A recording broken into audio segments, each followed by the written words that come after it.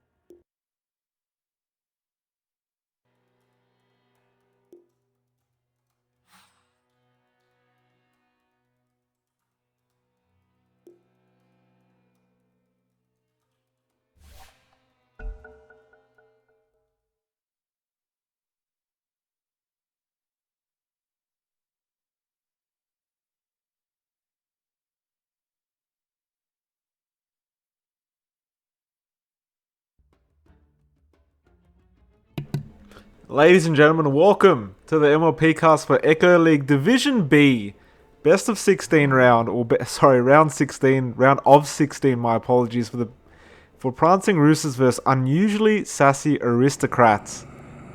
We see the ban outs coming quite quickly, so I'll go through them as fast as I possibly can. We see Magnus, which I'm not sure about that. That's probably more of a comfort ban for them, for the Prancing Roosters, I should say. And we see an SF ban, and then the first ban for Silencer. I'm just going to figure, I don't know why they've banned that, but I'm going to figure that nobody likes playing against Silencer, including myself. So get that the hell out of there, because that's just annoying. I'm sure we'll find out a bit more as to why they're banning these heroes once we see the draft. And we see an Axe ban for second, I should say, for Unusually Sassy Aristocrats. And first pick will be going to Prancing Roosters. Now, to be perfectly honest, I don't believe I've casted either of these teams, so I don't know much about them. But I'm sure it'll be pretty exciting, considering they're in the round of 16 now. See the Centaur Warner first pick up. Not very surprising. Gonna see that in the off lane. It's a very, very popular pick. It was pretty expected to be the first pick. So, nothing too surprising there. By the way, if you are wondering, I am solo casting because this is kind of last minute. Literally just got back from work. So, it is a solo cast for me at this point. Perhaps we'll have someone in game 2 and 3 as an analyst, which would really help so I don't sound like a complete noob. But we'll see what happens. Worst case scenario, I'm just going to solo cast the best of 3.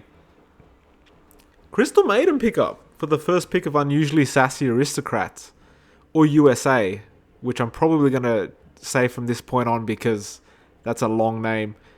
Crystal Maiden, that's a pretty interesting pickup, so we don't usually see her that often in the scene for a support these days, let alone as a first pickup. But I do like it. I love the manner. Oh, hello. Lena. Spirit Breaker. And then a quick pick Lena. So, Prancing Roosters picking the popular picks. The meta heroes, I should say. And USA, they're going completely, I'd say, out of the ordinary, out of the blue, and just choosing something crazy. A CM and a Spirit Breaker. Now, this generally means to me that it's going to be a very exciting game. So, I'm excited. I mean, I was half asleep a minute ago. Like I said, I just finished work, but hey, Spirit Breaker's picked up. There's a Meepo ban, which would have been nice to see, I suppose, but nobody likes playing against it, and that's fine.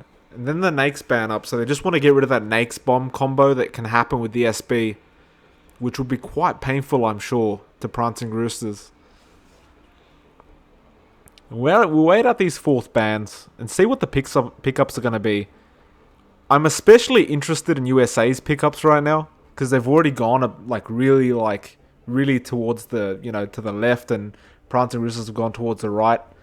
I don't mean that politically at all, by the way. It was just an analogy. The 4th ban up, taking a bit of time. They've gone to the reserve time now. See what they're thinking about. But from what I gather, USA, they're just banning out things that they just are not interested in playing against, which is absolutely fine because at the end of the day, you can pick and ban meta heroes as much as you want, but if you aren't comfortable playing with or against them, it's not really advised. And we'd see the PA ban out, which would have been pretty much hell for CM had PA been picked up. Not to mention it'd be quite annoying just trying to hit with SB and just not being able to do anything against the PA. And the Tinker final ban, which is very popular, well, the 4th ban, very popular ban, because Tinker makes the game last almost an hour, if not more. And it's just such a good hero that if you get somebody that knows exactly how to play the hero well, then it's just going to be a bad game for you. Especially because your lanes are always going to be pushed in. So you're never really going to be able to push. And when you want to go uphill, you just can't because that march is so painful. 3rd pickup now for USA. And it's a Tide Hunter, so this should be an off-tide. And straight away, Treant Protector picked up, who only recently got added into Captain's Mode this patch. So it'd be interesting to see him. I don't think I've casted a game yet in a actual Captain's Mode game kind of thing where there's a draft with a Treant pickup yet, so that's exciting. But very meta from Prancing Roosters. They're very confident and pretty much going towards like what the pros pick. Whereas USA going completely the other way. I am intrigued to see what they're going to pick up against this Lena mid. Because Lena's proven hard to lane against. Especially once she hits level 6. Because she can pretty much solo kill anyone at level 6. But even with that attack range, with the Dragon Slave, it's just hard to contest the lane. Unless you pick up someone like an OD, but even then it'd be pretty darn difficult with that kind of attack range that Lena has. And it's the Ursa Warrior. Interesting. Luna. And a straight Luna pickup again. These guys picking very fast. And we're back to the bans, but I was gonna comment. I'm not sure whether the Ursa is gonna be sitting mid or gonna be sitting in the safe lane. I don't know how well it would go up against the Lena, who really wouldn't have any issues just sitting back and last hitting. Not to mention the harass she would deal to Ursa would be massive. So I'm gonna assume it's a safe lane Ursa, but I could be completely wrong. See the last ban being the Ogre. So they just want to get rid of any kind of position 5. And I suppose they are still missing another support pickup from Prancing Roosters, so obviously we are going to see that safe lane Luna. Just a safe pickup as well. Like you really can't go wrong with a Luna pickup. It's just all round good. Great for pushing, great for farming, great for team fights. There's just nothing bad about it. OD will be the last ban out, and that was probably the only mid hero I could see that could cause Lena any issue at this point that wasn't banned out yet. And an Alchemist pickup now. So is this what I've been hearing about, this support Alchemist that pretty much just farms where he can, gets Moon Shards and Aghanim Scepters, and then just gives it to his team? That's like all he does.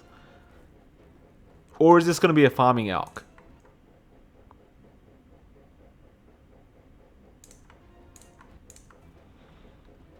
We'll find out soon.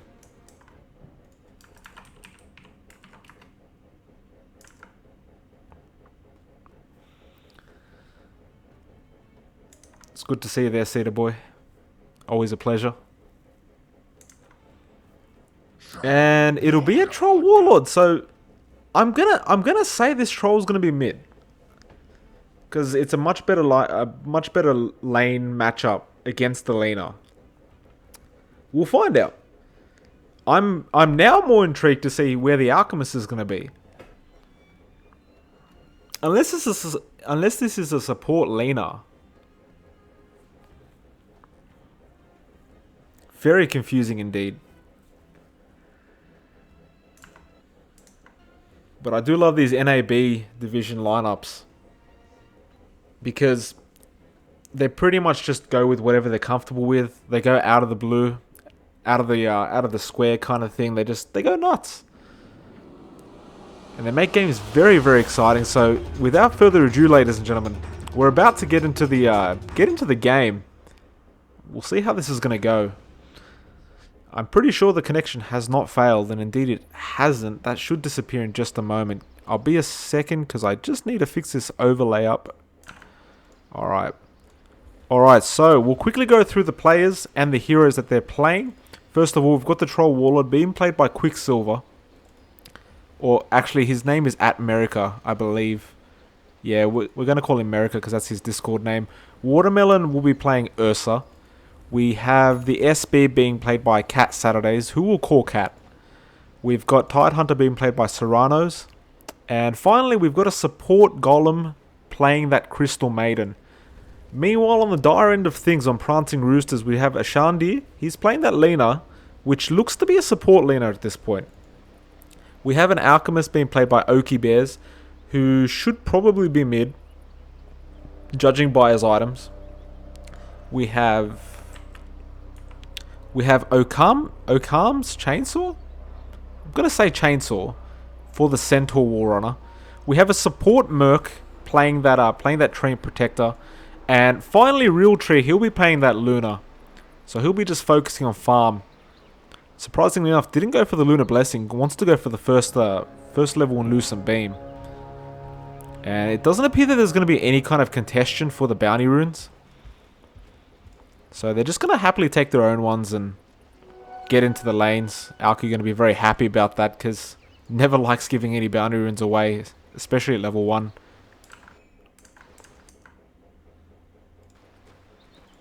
And yeah, actually it's a Troll Warlord bot safe lane and we've got an Ursa mid. Okay. He's already got the poor man's shield, and I suppose they figured he's up against the Alchemist, so it should be a good lineup. Clearly I was completely wrong in the draft screen because I thought it was going to be a leaner mid for the whole time, but these guys knew what they were doing and they got the Ursa up against the Alchemist, so good for them for actually picking it and not having me as their captain. Actually, Cat, he's getting ganked up here.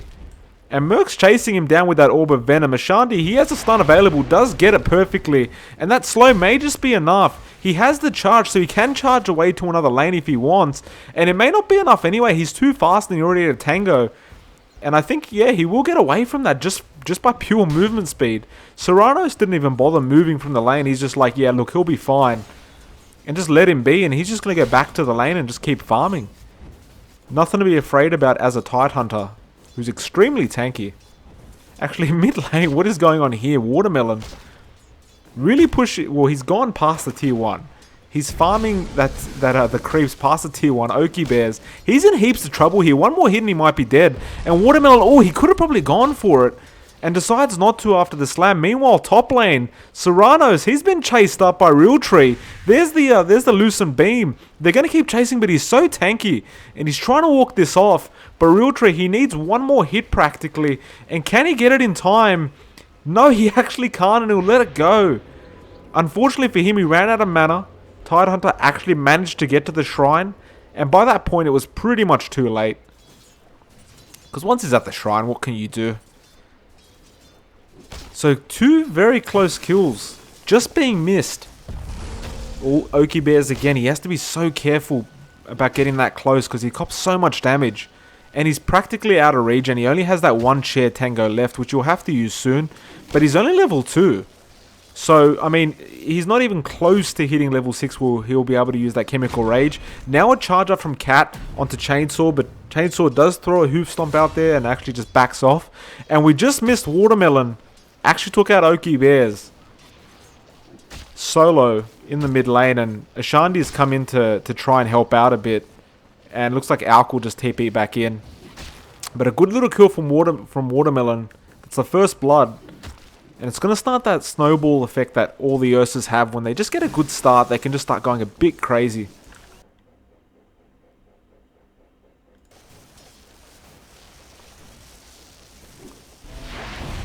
And there's a bit of a stun there. Watermelon, he can still back off here. In fact, there's a charge from Ashandi. I'm sorry, not from Ashandi. It's on Ashandi from Cat. Cat gets a good stun off there, but it's not going to be able to do too much. And he's got to be careful that Ashandi doesn't turn around and start attacking him. In fact, she didn't go for the stun. But if she did, that would have been a lot of damage done back to Cat. Bring the last hits board. We can see Troll leading. Alk, he's had a very tough lane. Only 3 last hits at this point. And Watermelon's been doing an excellent job at keeping Oki Bears at bay. But then again, it is an Alchemist, so you can only slow him down so much before he gets back to being out of control. It looks like Serranos, he's in a bit of trouble himself, but he'll probably be okay. There's quite a bit of slow, but it's not enough. These Tidehunters are so tanky, and I see a CM very low HP. He's just managed to get away, and I'm not sure how he copped that much damage. Looks like Ashandi may have had something to do with it. But she'll be okay. In fact, she's sticking around at this point, and no, she'll TP out. In fact, Serranos, he's actually backed off as well. So two heroes from the Radiant End forced back to the fountain. Not what you want this early, but at the very least, it's not the main cause of the team. Charge out again from Cat. He's level 2 now, so he's got that 17% chance. And there it is. The first hit, he gets a 17%. Now a good block. He's actually blocking him up the stairs. Ashandi, he's in big trouble here, but there's no other charge. Unless he goes for it, there's a second away from it. No, he decides not to. And actually, Centaur, he cancelled his TP at the end of the day, realizing that Cat was backing off anyway, but my goodness. A close kill. That 17% is completely ridiculous.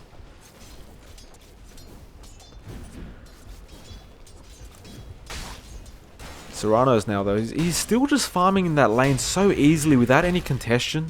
Like Realtree can't really do anything to make him back off, and they're trying now. They're trying their best. In fact, bot lane we should check out. Looks like Merica was in a bit of trouble, and he managed to salve up and get away. We'll have to keep an eye on that one, because that's 2 heroes now that had to back off due to low HP. Just keeping an eye on Serrano's here. The damage he's dealing to Realtree with that Anchor Smash is ridiculous. And because he's got 2 levels in that Kraken Shell now as well, they just can't deal any damage to him that's really reliable and is going to offer any kind of killability in this lane. They're going to try again. He's under the tier 1, but he's still very tanky. In fact, he had the raindrops all along as well. And they've done a bit of damage to him, but a lot of that was from the tier 1. Meanwhile, bot lane looks like America at this point, having a bit of free farm. Ashandir will be there to stop that from happening. But at the end of the day, he will be able to just change to range form and just farm from a safe distance.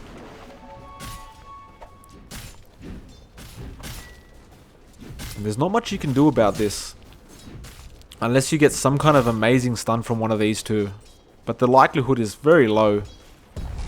Well, looks like Watermelon going for another kill on Oki Bears, and there's a charge coming out, and I think this might be enough damage from Watermelons. In fact, he commits the ulti, and this is some big damage, and one last hit, and he gets the kill. Cat Saturdays comes in, but not even required. Watermelon sends him home early. No overtime for you, sir. So again, Alchemist really struggling here. And Ashandi did come to help him out earlier on in the game, but there's only so long you can sit in that lane and help the Alki before you have to go help another lane.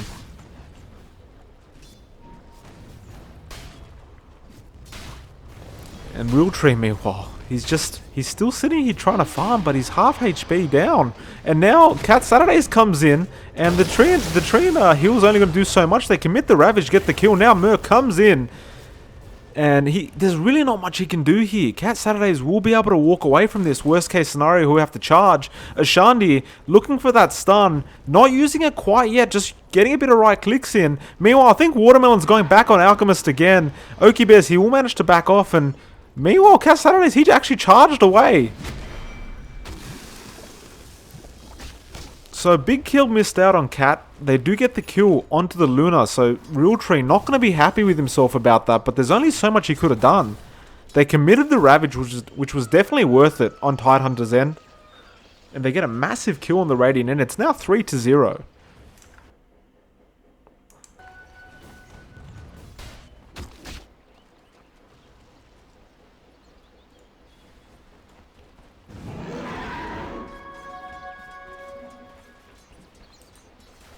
And it's looking a bit grim for the Dire at this point. 3-0. Alchemist has died twice. Luna's died once. The 2 heroes you do not want dead have died. And Watermelon seems to be farming extremely well for himself. He's second in last hits, only second to Troll. Almost got that Blink Dagger. Has the Phase Boots ready. And look at the laning, look at the way Serrano's playing. He's literally zoning a Luna out, and my goodness, we can't keep our eyes off this mid lane because Ashandi now goes down. Looks like Golem made a rotation, Cat Saturdays comes in, and they get a kill onto the support laner. My apologies for missing out on these kills, but I have a feeling there's going to be a lot more of those simply due to the fact that we have an SB here who's going to be continuing to charge. Top lane against Serrano is just zoning out that Luna. Realtree not being able to get much done here. Watermelon very confident in that mid lane. Always knows there's going to be that charge coming in from SB if he's in real trouble. He's got the TPs coming in from the supports if necessary. But at the end of the day, Ursa at this stage of the game, he's not really scared of anybody. He will literally sit there and man fight you because he can. And he'll more than likely he'll win that fight. We see a charge coming out of the chainsaw now. And SB's almost there. But I think... Oh, there's a good backing from chainsaw. But it's too late. The slow's there. Now the whirling axes. The stampede has to be committed. And it's definitely worth committing it. Oh, the eclipse. Realtree. Accidentally clicked the eclipse, I think. That was a massive misplay from him, but I'm very sure that was a mistake on his part, and I'm sure he'll be kicking himself about it, but we all make them at the end of the day. It's alright, he'll get another shot, but unfortunately that is going to slow the gank attempt that he was trying to make. He's got to be very careful here too, because Cat Saturdays, he's ready to go when necessary.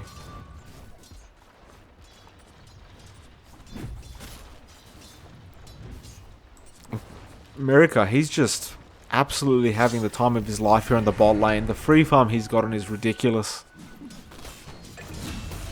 And Golem, he actually gets a kill on Realtree. Now Merc, he's in trouble himself. America, he's going to keep chasing, I think. Cat Saturday, he's got his charge up in just a second. The Frostbite's there. He'll even commit the charge just to get that bash.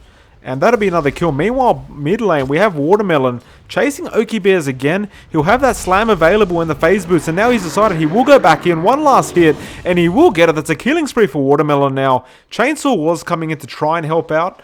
But he's way too late. And Watermelon will walk away with another kill under his belt.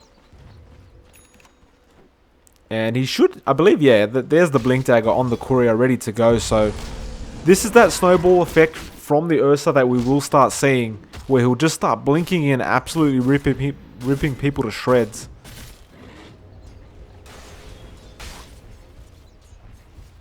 Serrano's now, he's actually in the mid lane, pushing that tier 1 himself. Oaky Bears comes in, drops an Acid Spray. We should note, of course, Acid Spray did get nerfed in terms of the area of effect. Hence why it looks so small. Oh, and Watermelon's here. The Ravage is committed onto 2. And Oaky Bears, he'll go down straight away. Merc will be next. The charge is there. They'll get him as well. That's a double kill for Watermelon. And God forbid the Chainsaw TP'd in just in the nick of time. And he will back off with the Stampede. Not sure if it was on cooldown, but he didn't commit the Stampede straight away, which is a bit shocking to me. I'm sure it was on cooldown for just a second, and he TP'd in just as it came off. So probably was very unfortunate for him. Again though, double kill going to Watermelon, and like I said, he's just bringing his Blink Dagger off the courier. He didn't even have it in that team fight. Now he's got the Blightstone as well to make matters slightly worse. And things are going to start getting a bit crazy for him. In a good way. Meanwhile, bot lane, America, he's got a Yasha.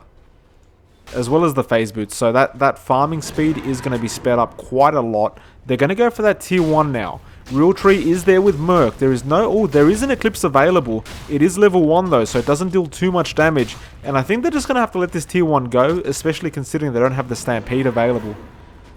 And now Golem's joined as well. And I think they're just going to let Watermelon have the last hit. In fact, they do. And Serrano's, he's just scared of nothing. He's literally standing there in front of 4 right now. And he's just saying, come hit me.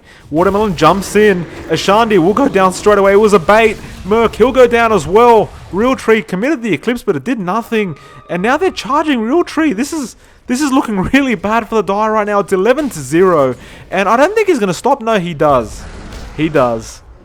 Cat Saturdays, I was really afraid he was going to keep going under those tier 3s. And I wasn't going to be surprised if he did. Oaky Bears, what's the farm looking like him at the moment? Going for an armlet, looks like he has it ready. It's just a matter of getting the courier to bring it out to him. He's doing the right thing. He's staying out of the team fights. He's just trying to get as much farm as he can. But Team USA really taking advantage of the fact that they've got a very early to mid game orientated lineup. And using it very well. Centaur has to cancel that TP. Serrano's being so aggressive. Now Merc. He gets taken down. Ashanti. Did I say Ashanti? My apologies. Ashandir. gets the double stun, but regardless, the tier 2 will be going down. And there's really nothing they can do to stop this. They're probably going to need at least another 10 minutes for Prancing Roosters to be able to get some decent items on the Alk. And he's doing the right thing by farming, like I said, but it's a matter of whether Team USA are going to allow that much farm time for him. Which at this point, it doesn't appear they have any plans of letting him farm.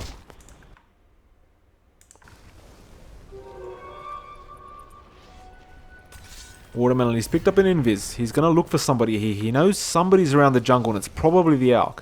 Okie Bears, now he sees the acid spray, but it appears Bears is aware of what's going on. And there was an observer ward there to spot him getting that invis rune.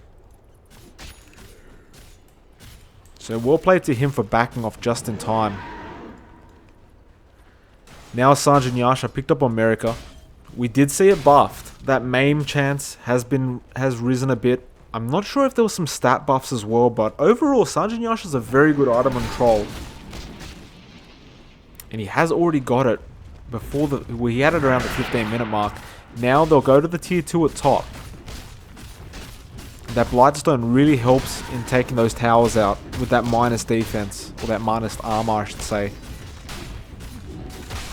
There's also a mech available on Serrano, so they've got all the early items they need to take out all these towers, and it's just going to be so hard to teamfight this kind of team. Keeping an eye on the items from the dire end, but they're a bit slow at this point. Only the armlet up on Okie Bears. Realtree, he's only got the treads. He had a very and the Aquila, but he's had a very hard laning stage. Chainsaw, he's almost at that blink dagger now. Just needs about 50 gold, I believe it is. Yes, it is. But now the Roshan is going down. And of course with an Ursa, it's extremely easy to do so. He'll pick up the Aegis. In fact, he had a double damage through all that as well. And they might even just go for this tier 2 now.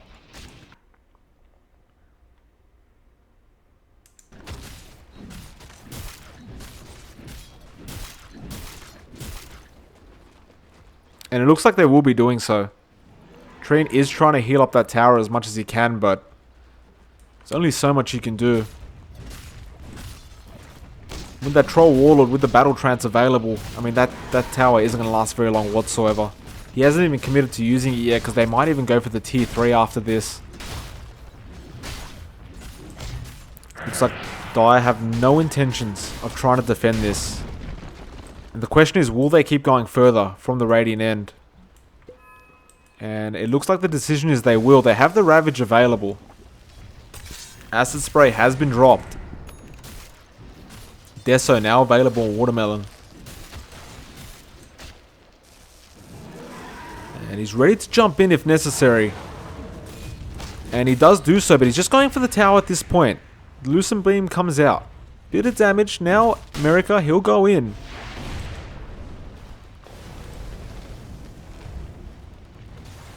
And they'll start healing up that tower, so they've got to really commit to a team fight before they can take out that tier 3. Because that Treant's always going to be there to heal him up in the heal that tower up in the downtime. Serrano's is sticking around though, and this could be the opening that they need. The Hoof Stomp does miss, unfortunately. Serrano's, he will be able to just walk out of there scot-free. It looks like Team USA, they're more interested in dewarding at this point, take advantage of that map awareness, map control, and then they'll probably return. They've still got plenty of time till the Aegis runs out, so there's no real rush for them at this point. But the idea certainly is that they want to get something done before that Aegis runs out.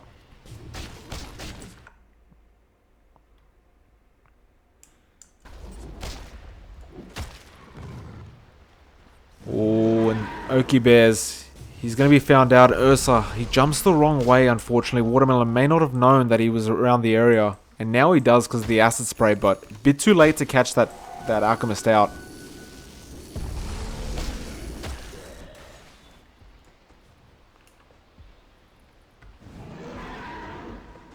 Bring up the net worths at this point. I mean, it's still 19 minutes into the game, but you can see this Ursa, almost 10k net worth, followed by the Troll at almost 9k. And after that, it's an Alchemist of all heroes at 6.7. So they've got about a 3k lead on their on the Alchemist. And they'll keep pushing here. I mean, there's not really much that can be done. Watermelon does need to heal up a bit, but they've got a mechanism available on Serranos. And he's got the Aegis anyway. So I don't think there's any fear here from him. It's just a matter of catching the right hero out. He's going to start hitting up at that tier 1. The heal not going to do anything. It just blocked a bit of damage. Watermelon jumps out before the stun. And now Oki Bears, he will be stunning himself in his base. In the safety of his own home. So he'll be okay. And I think Watermelon is just trying to bait them out into initiating. So a Ravage can come out. We did see the bait come out before in that previous team fight.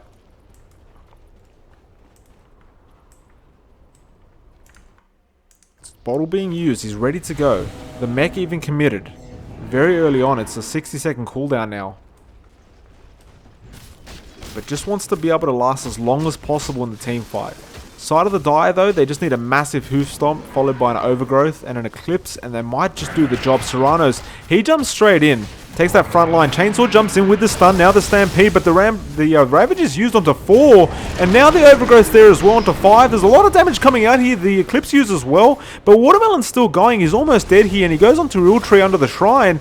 And it's not healing enough at this point. And it'll actually take him out before he dies. In fact, he's still not dead yet. Now he is, but he's got the Aegis available. Serranos, he's trying to back off himself. It looks like he may go down to the tier 3. In fact, he will. Watermelon's still there, though. Is on the Centaur at this point. Chainsaw, he's going to try his best to run off. They're chain stunning him at the moment. And they actually managed to take him out. That's 4 dead on the side of the Radiant. And the only thing lost at this point is the tier 3 tower. And that is absolutely massive for the Dire end of things. Prancing Roosters, they literally just got about a 4k exchange from that. 4k worth of gold goes their way. About 5k worth of experience. That's really going to put them back into the game. And like I said, if they can just hold out a bit, let Oki Bears farm as much as he needs to farm, they could really turn this around, because at the end of the day, this draft has the USA draft does have a time limit. And America, he might have overstayed his welcome here. And no, he'll back off just in time, but my goodness. I really thought that was going to go the other way, but they pull something out of the bag and they get everything pretty much as good as they could. And that does the job.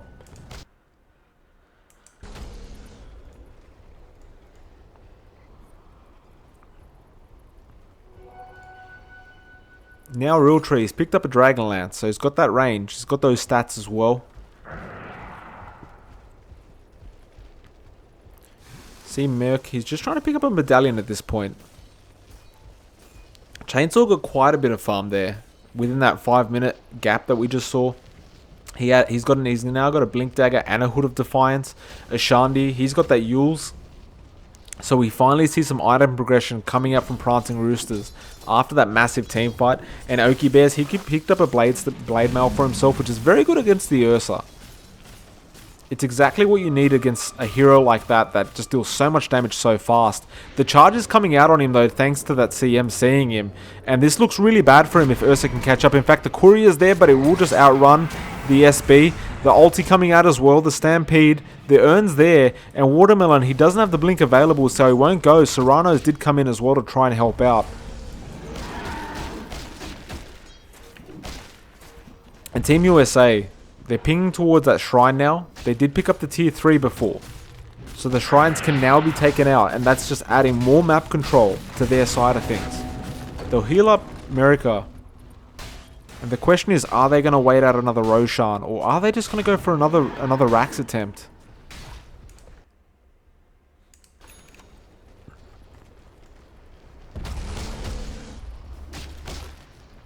A lot of confidence coming out here from Watermelon.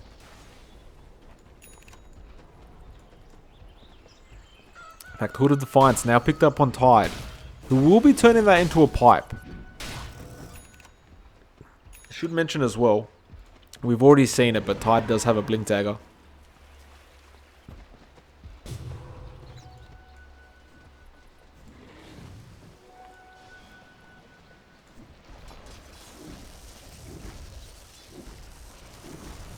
Oki Bear's desperately trying to get as much farm as he possibly can. He's going for a Radiance. That's a bit surprising to me considering how late it is into the game now. I suppose at the end of the day, that like the build still works. The whole Radiance Manta build still works fine. Especially in this kind of draft where they're trying to push as fast as they can. If you can delay that at all, I suppose it does help. And there's not really... I mean, I haven't seen anything else that really works on an Alki as of late. So he will pursue that build.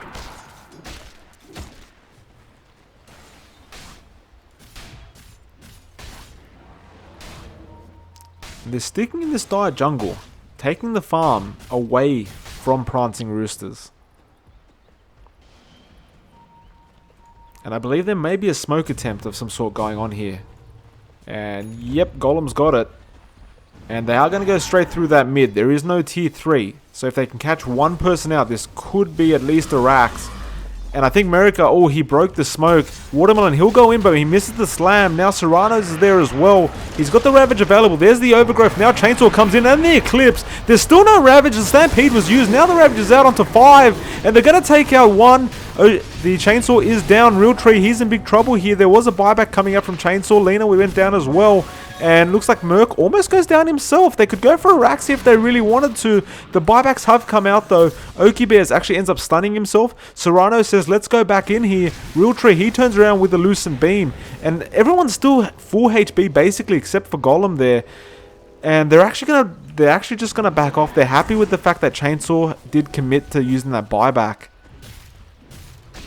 And they realize there is still a shrine of... Oh no, actually, it's actually gone. My apologies. I thought there may have been a shrine there that they could take out. Merrick is saying, let's go mid. And no, he decides he's going to go top now. Golem getting those wards out.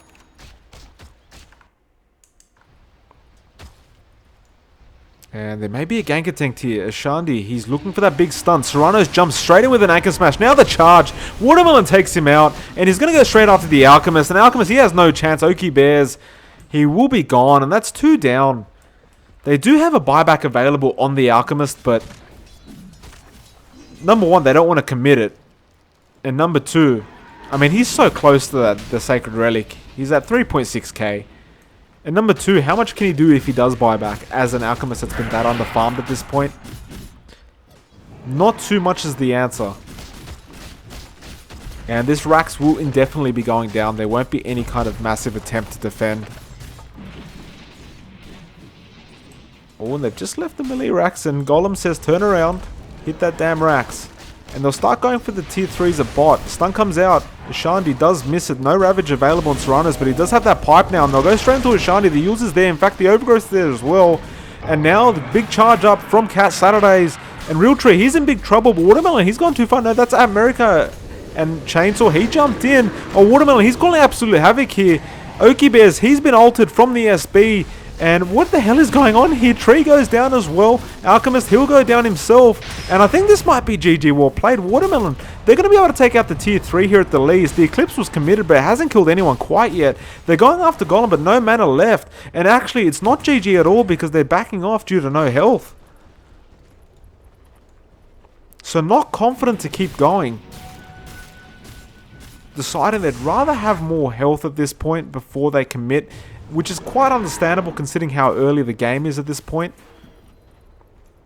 They're pinging out that shrine, and maybe after that shrine they may return. The only thing is, you dealt that much damage to the tier 3, you don't want to really allow Treant to be able to heal that up while they're waiting for you to come back to the high ground. So it's a bit of a shame in that sense that they weren't able to take it out. Merc, he's really going to want to concentrate on using that living armor on that tower, and he is. And actually, Troll Warlord, he's still there, and he gets a kill into Ashandi. Now they stun him up with the Hoofstorm. Chainsaw commits the Stampede as well. The charge comes in, and he's going to turn around, but he's attacking a Centaur with return. And now the ultimate from SB. Chainsaw will end up going down. Realtree, he's in big trouble. The Ravage onto 2, and they'll take out Tree. They'll take out the Luna, and this is going to be at least a tier 3 and a Rax. There's no buybacks available at this point. Lena will be back up in 10 seconds, but they will call GG well played. And guys, I mean, this is a best of 3, so there still is a potential of 2 games left, but the first game will go to the unusually sassy Aristocrats, or Team USA. So GG well played to both teams. We'll be back with game 2 in just a moment, guys. It'll probably be about 5 minutes or so, so I'll be back with you guys once we're back up in the lobby.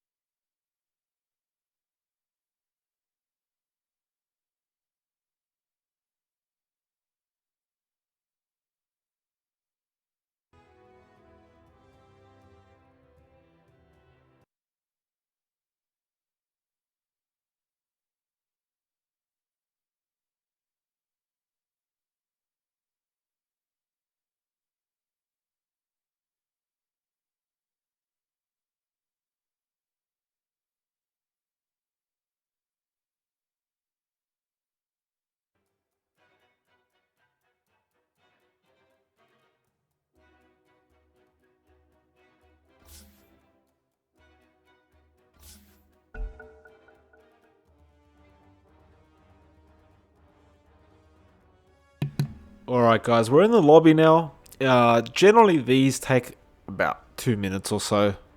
So we're just waiting on the place to fill up. They're filling up relatively fast. Looks like most of Team USA are here. Just gonna wait on Prancing Roosters to be back as well. I believe they are allowed a couple minutes break time in between games. I'm pretty sure. So we'll wait it out. In case you're wondering, unusually sassy Aristocrats did pick up game 1. It is a best of 3.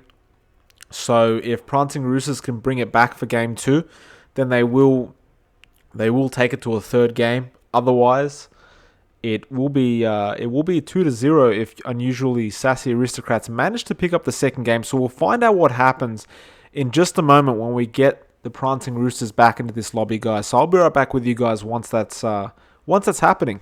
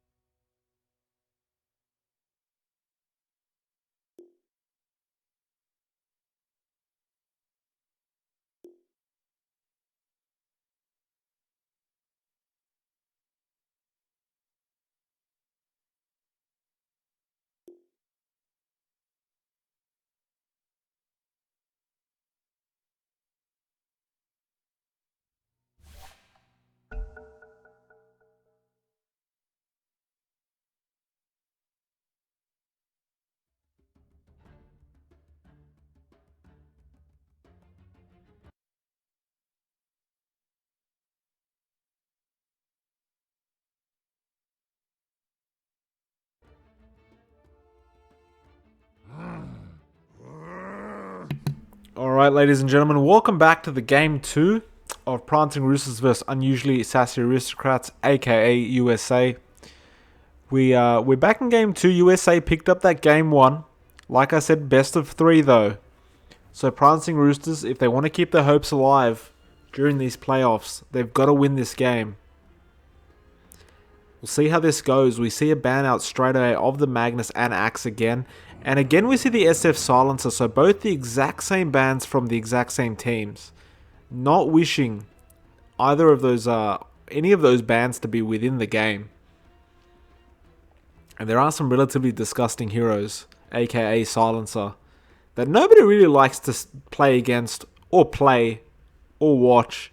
So always good to see the Silencer gone. We'll see this first pickup by Prancing Roosters. Now, the last draft around, it's arguable, but I would say the draft was a bit greedy.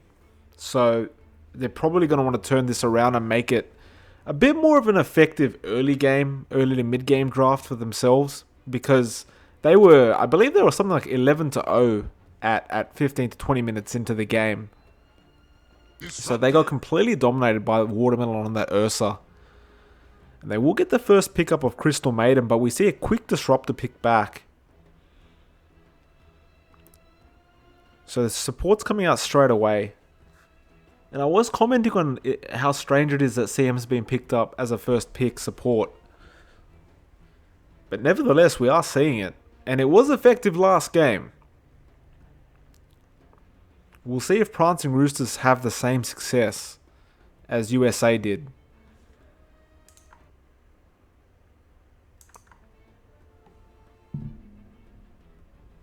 We'll see the reserve time, and they'll go straight for the Ogre Magi now. So both supports picked up for the side of USA, not revealing their hand whatsoever.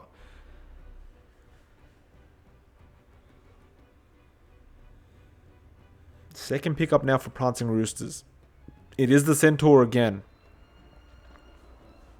We did see Oki Bears on that. No, sorry, my apologies. It was Chainsaw on the Centaur last game around, but really struggled with that.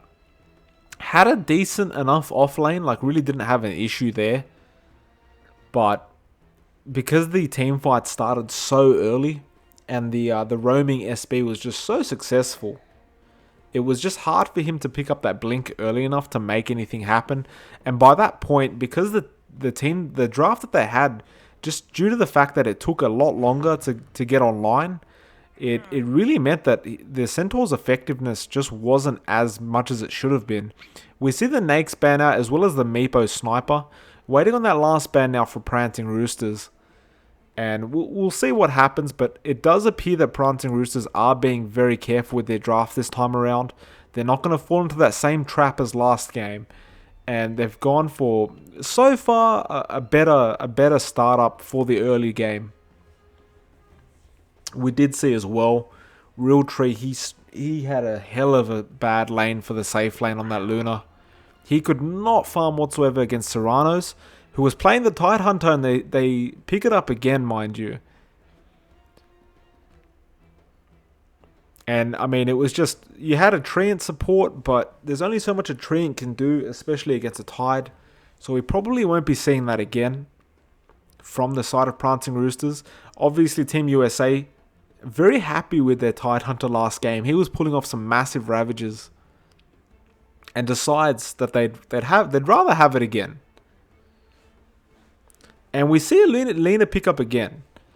Question being, is this going to still be a support? And USA, very quick with a Ursa pickup, not thinking about it whatsoever. They see the same kind of game occurring in their eyes anyway, and they're confident that the Ursa pick will be the pick that's necessary in this kind of game.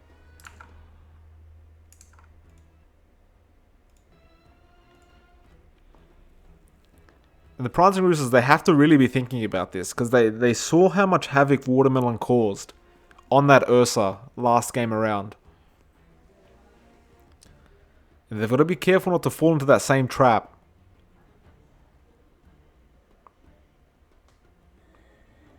And I'm fairly sure we just saw the exact same bans as last game. I'm very sure we just saw maybe not the Sniper, but the bans appear to be exactly the same. Nevertheless,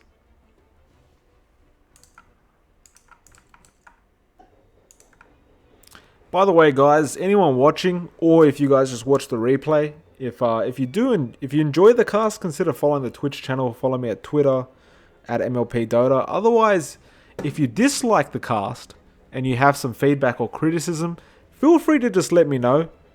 How in whatever way you feel. If you want to speak to me on Discord or tweet me or send me an email, it's all in the link. It's all in the things below the stream. But just let me know if you didn't like it or you thought it could be improved in some way, and I will endeavor to fix it.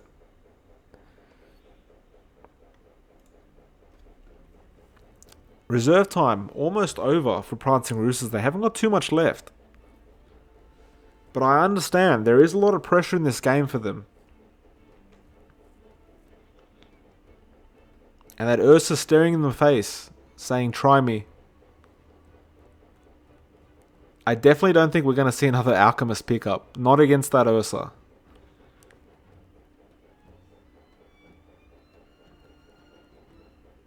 And it's actually a Mirana pickup this time around.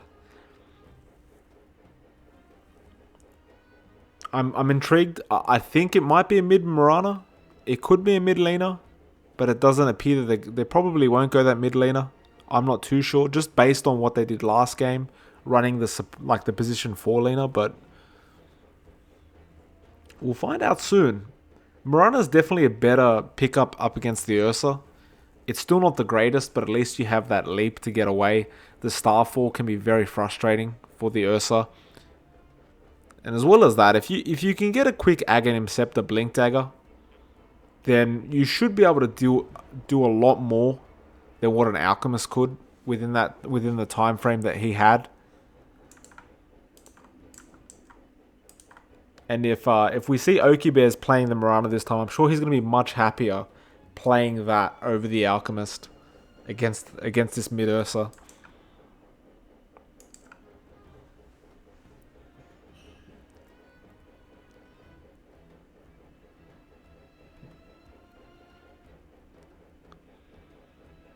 Reserve time being used up just for this last ban out from USA. At this point, they're probably fairly confident what they know for their last pickup because they had so much time to think about it.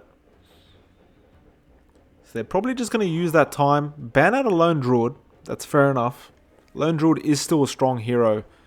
He got nerfed, but not nerfed that hard. Like, not hard enough to make it so he's completely useless. And it wouldn't be such a bad pickup against the Ursa. So, not too surprising of a ban. We'll see the last ban out now from Prancing Roosters, who only have 17 seconds of reserve time left, and they actually ban out that Juggernaut. And mind you, that nerf to Juggernaut recently, with that -5 movement speed, actually matters so much it's not even funny. It really hurts the early laning phase of a Jug.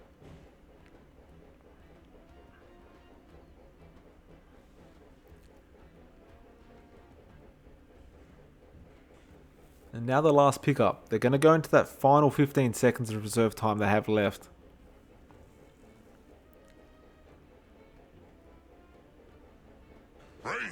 And it will actually be a Wraith King. Now this is exciting. This is a hero we haven't seen in a long time. It is good up against that Ursa.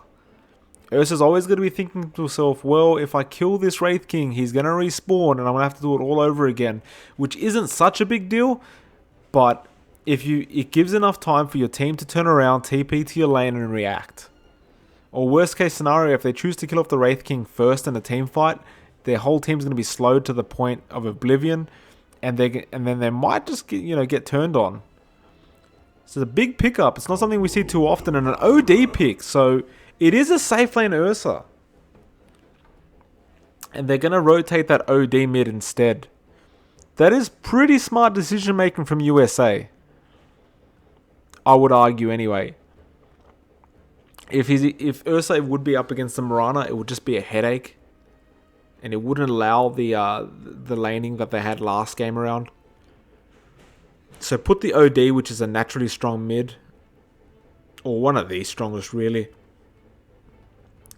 And it's pretty good up against all the heroes that are there. So we'll see how this goes.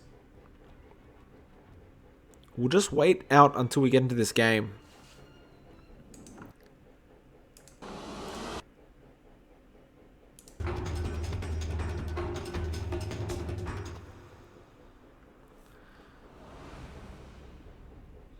Alright, so without further ado, I'll go through the players once again, and we'll see how this game goes around this time.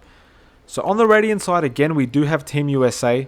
Golem, he'll be on that Ogre support. We see Cat Saturdays, he'll be on that Disruptor this time around. America, he'll be on the OD, who should be going mid. Tidehunter will be played by Serranos, who we know can play Tidehunter very well from that last game. And finally, we see Watermelon. We'll be playing that Ursa again, who caused absolute havoc last game. Apparently, though, he has a small bladder, so he will be using the bathroom. So we'll wait that out for him. Meanwhile, on the side of Prancing Roosters, we have Merc, who's playing that Crystal Maiden this time around. Chainsaw, he'll be back up on that Centaur. Ashandi, he'll be playing that Lena again. And we have a Wraith King this time being played by Oaky Bears. And Real Tree will be playing the Mirana this time around.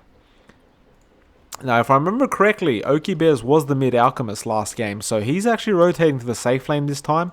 And they're going to let Real Tree go mid on the Mirana, I believe. I could be wrong because Ashandi's actually got the items for the mid lane. So I probably am wrong. This is probably going to be a Real Tree roaming Mirana. We'll find out very, very soon. They're just going to go to their respective bounty rune spots. I don't believe there'll be any kind of contention once again from either team.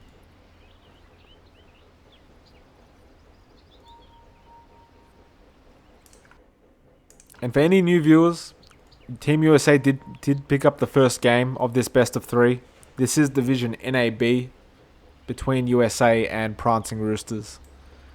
So USA, they're looking to pick up this second game and finish this best of 3 off early. Otherwise, it will go to a game 3 if Prancing Roosters can force this game 2 for their end of things.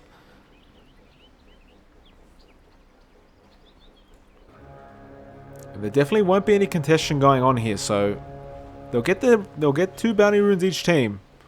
Looks like Merc will be up here trying to support this Wraith King. And Real Tree, it does appear he'll be roaming. He's got that level 1 arrow ready to go. And probably hoping they can go for a first blood attempt here. The problem is they have to be so careful, because Serranos is not going to die that easily. Now, mind you, being level 1, if he doesn't get that Kraken Shell early, then they probably could kill him at this very, very early stage with the chain stuns. You've got the Frostbite, you've got the Wraith Fire Blast, as well as the arrow. And he still hasn't leveled up anything just in case.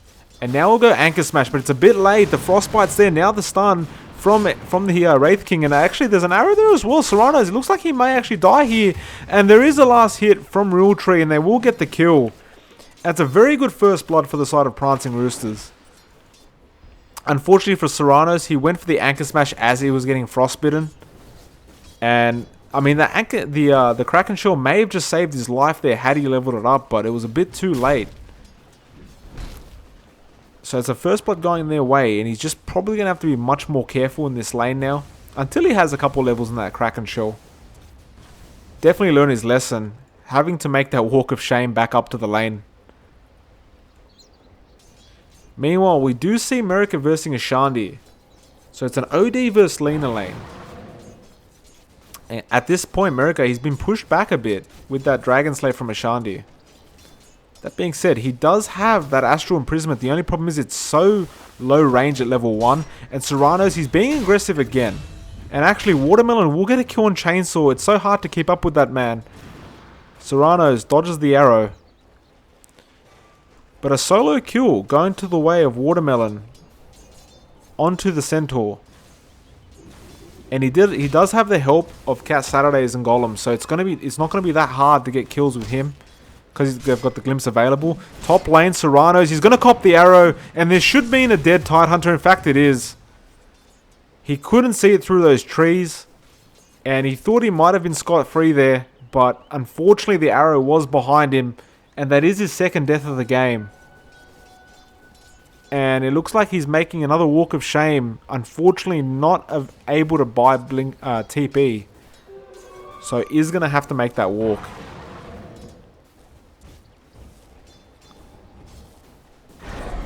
And this is that point where we'll see America. He'll start using that Astral over and over again on this Lena. Only problem with OD these days is you have to get so darn close to use it. It's just not fun anymore. Oh, with Shandy, he's in a bit of trouble. Golem's there with the invis, and it looks like he'll die here. The glimpse is available, and this should definitely be a dead Lena. Good blocking there from Golem. In fact, the Astral was definitely on the wrong target, but they get the kill regardless. It would have been an absolute disaster had he got the Astral on Ogre, and then they couldn't get the kill, but they got it. They'll be happy with that. Again, Watermelon zoning out whoever's against him. And he's done so much damage to Chainsaw. Chainsaw's only got Tangos left as well, so he's going to be slow and healing up. Oh my, Serrano's is again in trouble. And he cops a bit of damage from that Starfall, not really much. No arrow available to throw out any longer. There was a TP in from Cat Saturdays, and they're going to go after Merc now, but there's no glimpse available at this point. And now actually Tidehunter, he'll go down again. That's a killing spree for Realtree. Now they turn around and try to go into Okie Bears, but it's too late. And unfortunately for Serrano's, this is an absolute disaster of a game so far. 3 deaths at 4 minutes in. He had confidence in turning around there, but overestimating how much he can do at this early stage of the game. Obviously, he had an excellent game last game, but not the best start for him.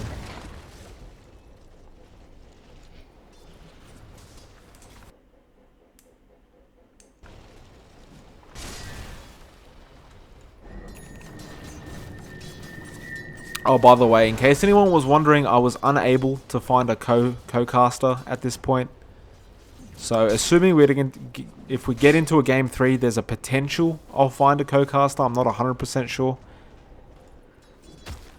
It's just a bit hard, especially when you're this close to the Easter holidays and things like that.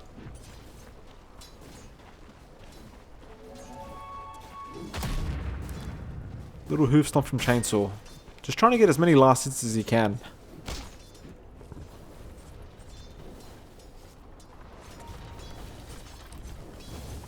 See America, he's not gone anything in Arcane Orb at this point, which is absolutely fine. The general style is to just max out Astral and the Essence Aura, but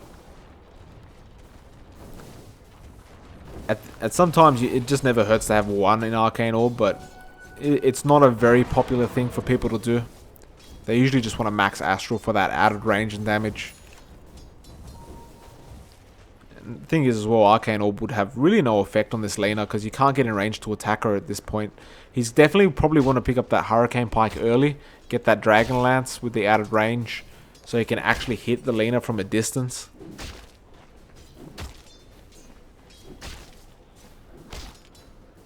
Watermelon though, he's having a great time at bot lane. He's up against Chainsaw, but Chainsaw can't really do anything to slow him down in terms of this farming stage of the game. And Watermelon's pretty much going to have free farm throughout these earlier minutes.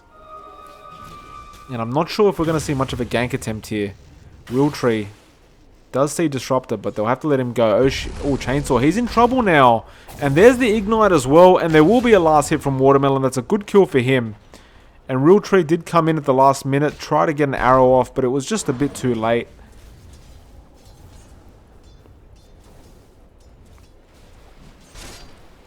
Okie Bears is getting some relative free farm himself. Obviously, they got quite a few kills at that top lane, but they all went to the Mirana. And Realtree, in fact, he's in a bit of trouble, but no, they'll turn it around. Watermelon's the one in trouble. The arrow barely misses. Now the Ignite comes out.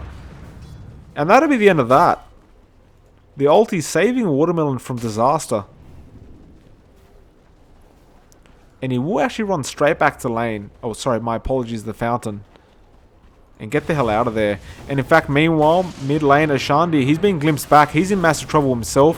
The Astral is not available quite yet, but that last Arcane Orb, which he did get 1 level in, will finish the job. So, apparently listening to my advice, even though there's a 5-minute delay on the stream, and getting that level 1 Arcane Orb. Well played.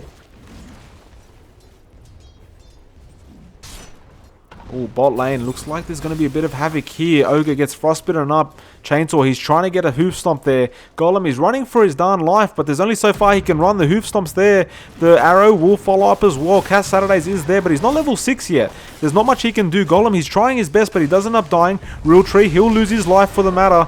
And looks like America, he will end up killing off CM with that Astral.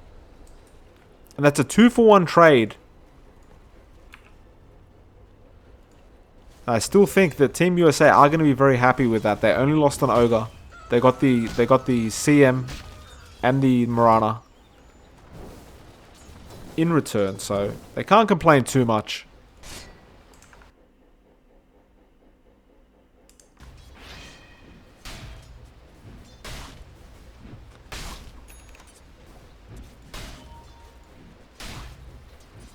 Serrano's again seems to be having basically free farm at the offlane after those terrible first deaths that he had. Oh, and actually Watermelon gets a kill in the bot lane. We didn't quite catch that, but it was on Merc.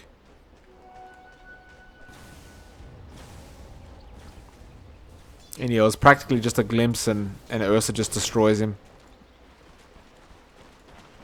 And Watermelon seems to really know how to play this Ursa. Chainsaw, though, has played well himself. Hasn't really died. He's died twice, but when you've got a Disruptor, you've got an Ogre and an Ursa up against you, there's a high likelihood you're going to die a couple times. Other than that, though, he's still doing a good job of soaking some XP up, getting some gold, and doing his job as an offlaner. Pretty much just trying to safely get what he can. He does have those Tranquils now, so we'll allow him to remain in lane and get a bit of health up if need be. In fact, there's actually a smoke gank now. And Cat, he has that level 3 glimpse. This means really bad news for Lino, who's been astraled up. And there should be a dead Ashandir. He's actually got a haste rune bottled up, but they actually drop the hammer and make sure she gets taken out. Which is definitely worth it. The Sanity's Eclipse, I mean, it's not that amazing of an ulti. So if you can get a last hit this early on, just use it. Serrano's will get stunned up. The arrow comes in. The follow-up. He's stunned up for quite a while. Now the Starfall. That's a big kill. And it will go again to Real Tree, who appears to be probably going to get a quick Aghanims at this point, because he's getting so many kills, this man. 5-1 at this point.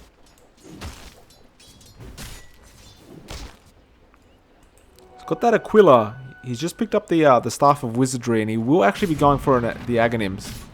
And probably will follow that up with the Blink.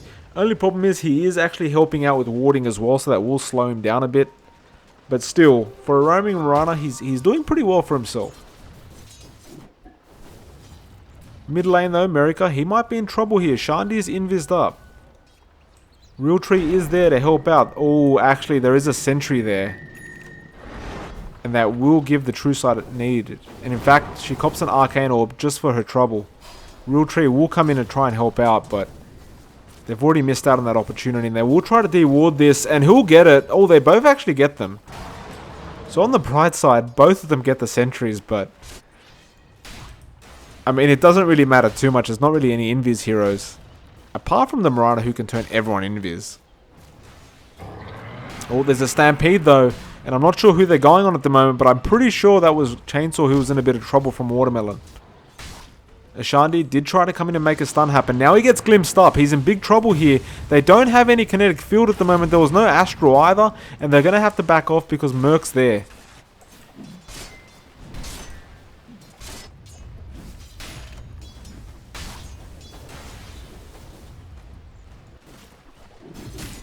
I'm a bit surprised to see no levels in kinetic field. Generally, you don't see anything but a level 1 Thunderstrike.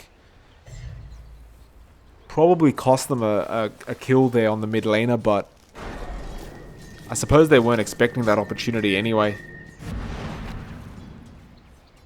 We should comment. We haven't commented at all, but Oki Bears has been farming very well. He's top of the last hits board.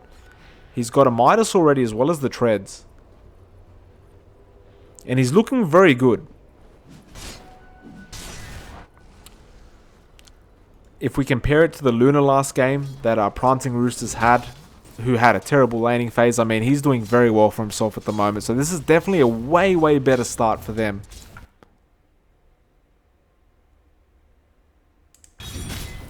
And oh, actually there's a stun. Comes out, no misses. Watermelon, he's trying to run for his life here. There was a starfall there, but oh, actually quick glimpse out onto the CM who just TP'd in. And now it looks like Cat Saturdays, he's in a bit of trouble, but he'll walk it off.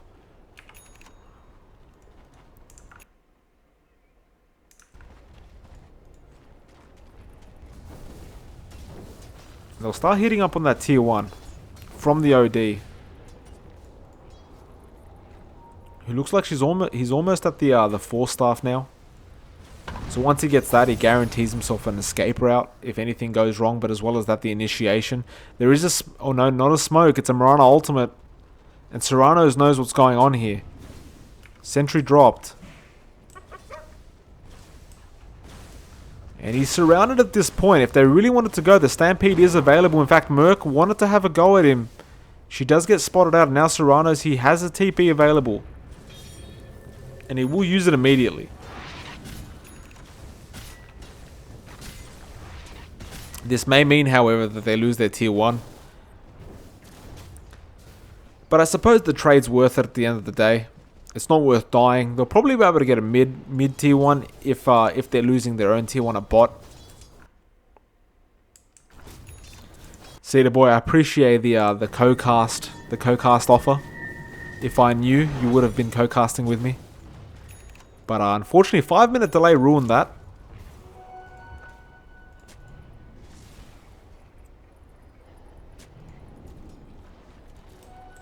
Haystrew now bottled up from America.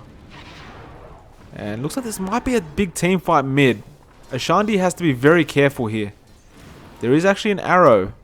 Goes out, but it was more of a scouting arrow looking for that Tide Hunter who is there. Serranos, he has the Ravage available. Ashandi will walk into an Anchor Smash. Now the Ravage committed. Watermelon has a blink. He jumps in. CM's gone. Oh, beautiful ultimate from Disruptor with the kinetic field. And this looks really bad for the side of the Dire. Dominating spree for the OD. There is a respawn from Oki Bears, but he's by himself at the moment. Ashandi, he walked back in, but it's not the time, sir. And I think he's dead here. Arcane Orb's coming out. There is a Haste Rune. There's the Astral Imprisonment. And yeah, he's definitely dead.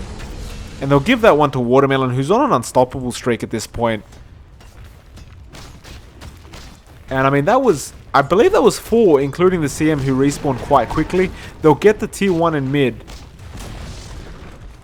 And that was not what they wanted in that team fight.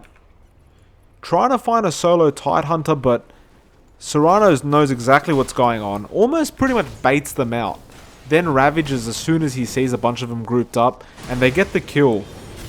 Actually, there's a kill onto Serranos. I was just singing praises of him.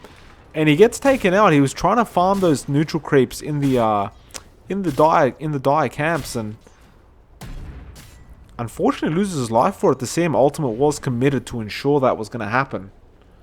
Definitely worthwhile doing so.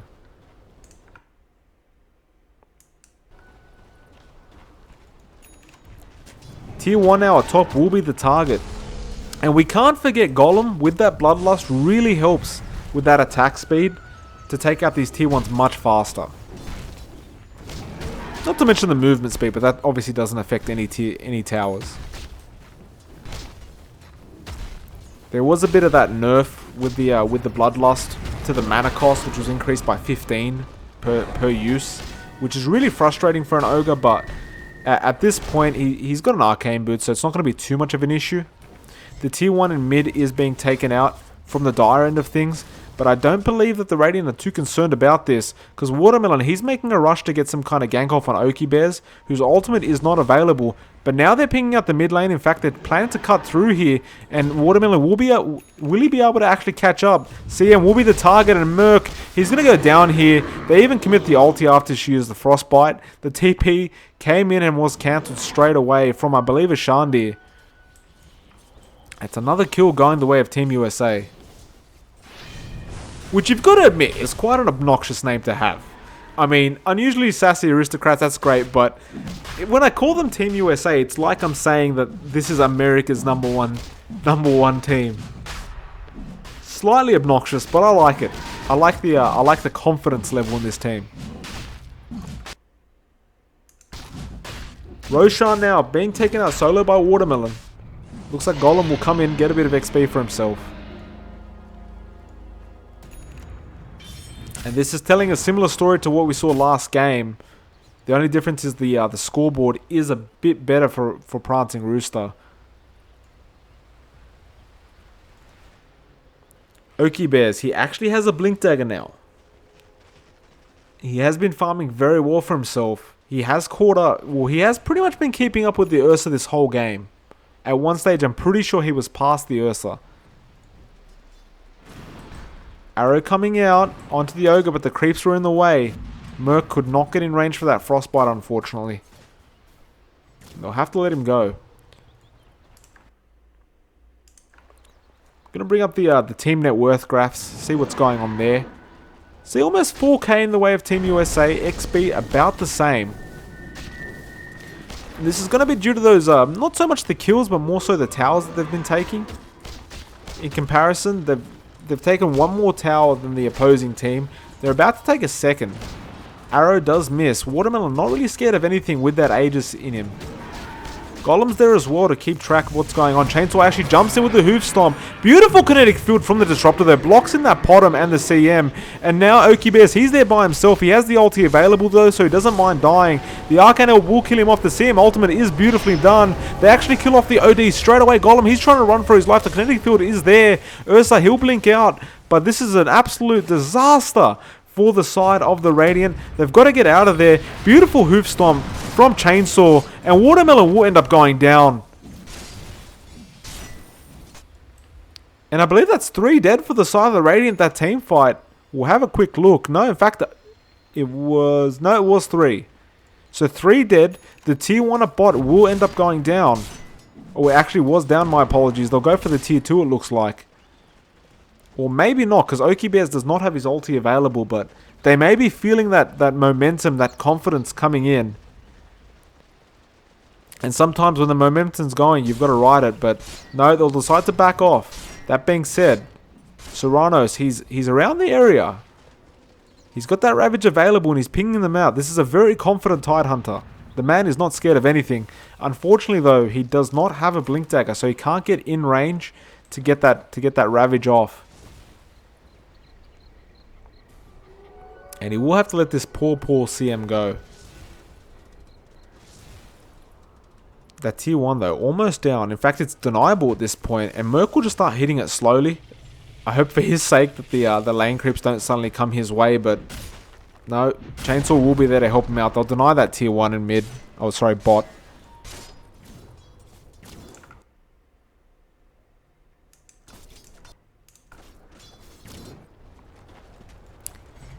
The push is being cancelled, I believe. They've realized now that the tier 1 is gone. No, in fact, they're going to keep going. Hurricane Pike is up for America, so he probably will be able to split himself away from the disaster that is occurring in the team fights, and just enjoy just hitting people with that Arcane Orb, and then eventually using that Sanity's Eclipse when necessary. Some good D-warding coming out from the side of the Radiant. There's the Bloodlust coming in, and they are going to start attacking up on this tier 2. The question is, will there be some kind of defense? The Wraith King ult is available, so he will be able to reincarnate. He also has a Blade Mail now as well, which makes it that much harder to kill him. Arrow will just go through everyone, but the Marana ulti is there. The Hoof Stomp is on the OD. The Ravage completely missed, and they will kill off OD immediately. The Disrupt ultimate was good, but it's a bit too late, unfortunately. The Ignite came out as well, but Cat Saturdays, he will be going down. Golem, he's stuck as well. And that will be at least 3 dead here. And again, a beautiful team fight for the side of Prancing Roosters, who apparently have better luck on this bot lane than any other lane, because they've just won 2 massive team fights. They've evened out the kill scores. And in about 2 minutes, we'll have a look at the team net worths and see what's going on there. But I have a feeling it's going to be swinging the other way now. And in fact, they'll go straight for the tier 2 bot. And this isn't looking good for the side of USA now. When you've got Okie Bears, who's got a lot of farm, and he's going for a Radiance next. And he's just so hard to kill as well. It just doesn't look very good for you. And in fact, Okie Bears, he blinks in. There's a stun. And Chainsaw, double edge, doesn't get used quite yet. The Astral's there. He's waiting for some TP rotations, but he's by himself at the moment. And America will end up going down for his overextension. Ogre, he's going to get arrowed from the back lines as well, and he'll get taken down. So that's another 2 dead. And they went in 1 by 1 for some reason. Tier 2 is gone now. And this is just going to mean that the Radiant jungle is no longer safe. The Dire are going to have complete access to that jungle if they do wish to have it. They will end up backing off for the time being. Chainsaw, he's been getting some beautiful hoof stomps at this point. Really been setting the standard. See, unfortunately, America, he continues to get caught out by the Centaur hoof stomp. And unfortunately for him, he's practically dying immediately, especially when Ashandi's there with the Laguna Blade, not allowing him to have any second chances. So he has not been able to use that Astral, nor has he been able to use that Hurricane Pike when he gets stunned up. It's very important, of course, for the opposing team to take him out immediately. They are running in to try and defend this tier 1. It does appear to be too late, but that being said, Watermelon jumps in, takes out Wraith King straight away. The Laguna Blade actually comes out from Ashandi. Now the stun as well, but I think Oki Bears, he's stuck there. He takes out the tier 1, but he should be dead here. The Thunderstrucks as well. Good stun out from Ashandi. Now the Stampede's committed. The Glimpse is there though. And Oki Bears, he's by himself again. He should die. In fact, Merica, he'll go in the back lines to get this Lena. Oki Bears is still alive through all this. In fact, Chainsaw came in, got Cat Saturdays. And they'll get the kill onto Wraith King with the Ravage. Chainsaw, he's being chased up now himself. The Invis was there though. And it's a 1-for-1 trade. At the end of the day, they did get the Wraith King, which is the bigger kill in comparison to the Disruptor. I was definitely surprised the Disruptor ended up dying, but again, the Centaur, he's making the plays that he needs to make. And he's really turning these team fights around for his team.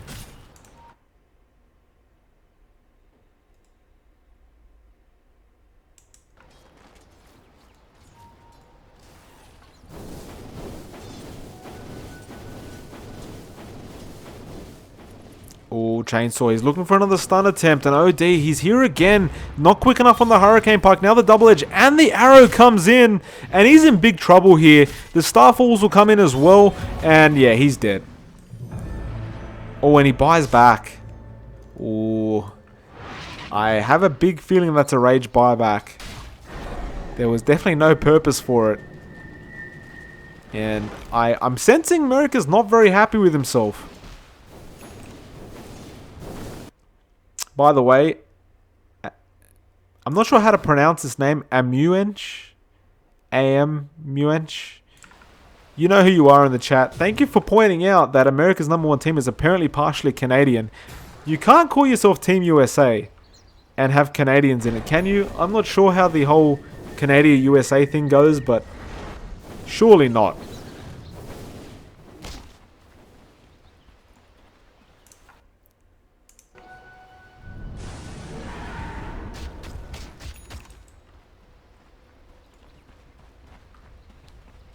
So out of Team USA though, they've got to be thinking, how do we pull ourselves back into this game? Let's bring up that team net worth. And as you saw before, it was almost at 4k. Now it's gone the other way. It's almost 6k in the way of Team Prancing Roosters. It's about 7.5 in terms of experience. And in fact, it looks like they found Ashandi though. They'll turn something around. Chainsaw, he's jumped in with the stun, uses the Stampede as well. Good arrow out, and they're actually going to turn this around on OD again, and he's got no buyback this time around, so there's no rage coming out from America. He's going to have to sit there and enjoy, and actually Chainsaw, he'll actually take out the Cat Saturdays as well, so that's 2 down so far for a 1 Lena kill, and I mean, this is not looking good for the side of Team USA. Serranos, he does have that Blink Dagger, but they're just not sticking at it as a team at this point. Which is rather surprising because usually we see them grouped up, taking the right fights, reinitiating when they need to. But they're allowing Prancing Roosters to do really what they want. The arrow comes out now and it actually hits Ogre. So they could make a jump in if they really want. And I think Oki Bears wants it. Chucks in the chain stun. The Starfall as well. But Serranos was there just in case he needed to commit the Ravage. And for the time being, they'll have to let that kill go, but a lot of damage done to that tier 2.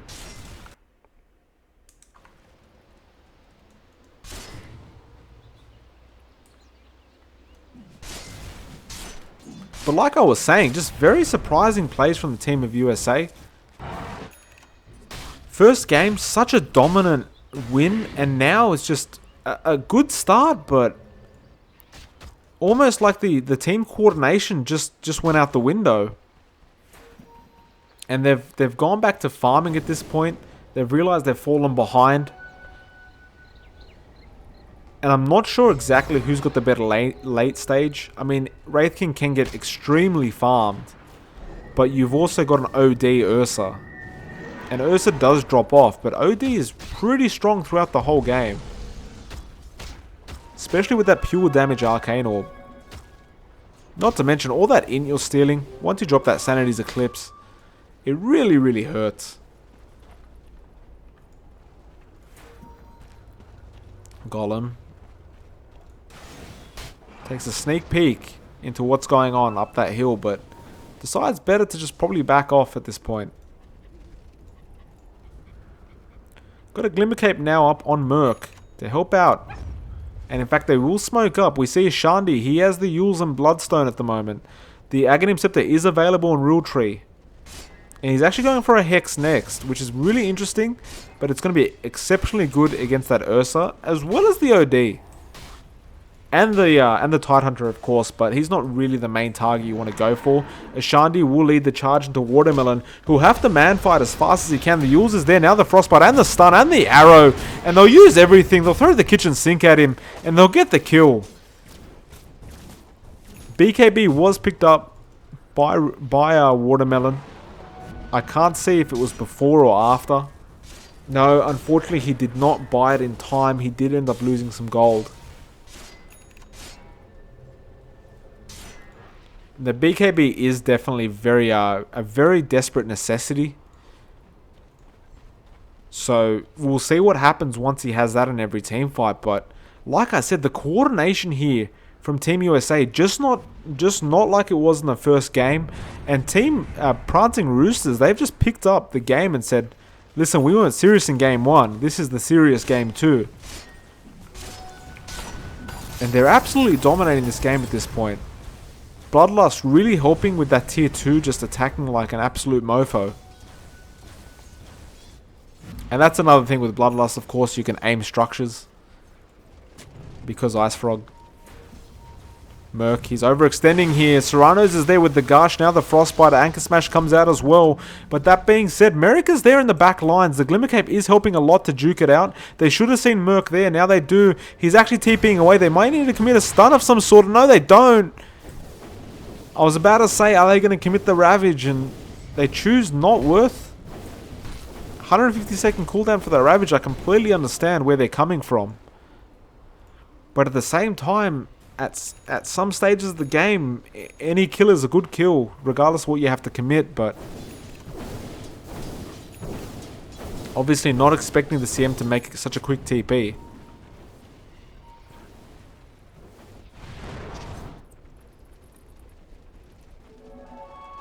Chainsaw and Oki Bears.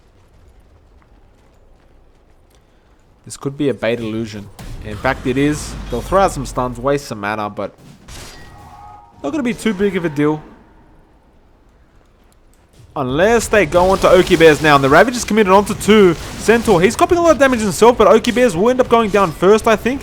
No, they left him. No, they will get the kill. They want to kill Chainsaw first. They will get him. No, actually, they didn't. No, they did. And now Oki Bears, he's by himself. He'll get killed off as well. It looks like Cat Saturday's actually got the last hit on the Centaur. But this is going to open up that top lane. And this should be at least a tier 2 coming the way of Team USA.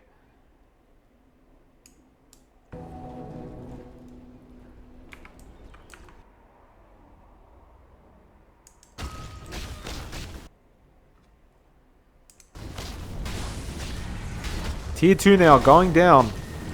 There is an arrow coming out, but not going to do too much. Just going to slow down that push from a Tidehunter, which is, I mean, it's a Tidehunter. And the Roshan is available, and I think America sees it. In fact, he smells it, and he likes the smell. He comes in. And I feel sorry for Roshan every time there's an Ursa in the game because this happens.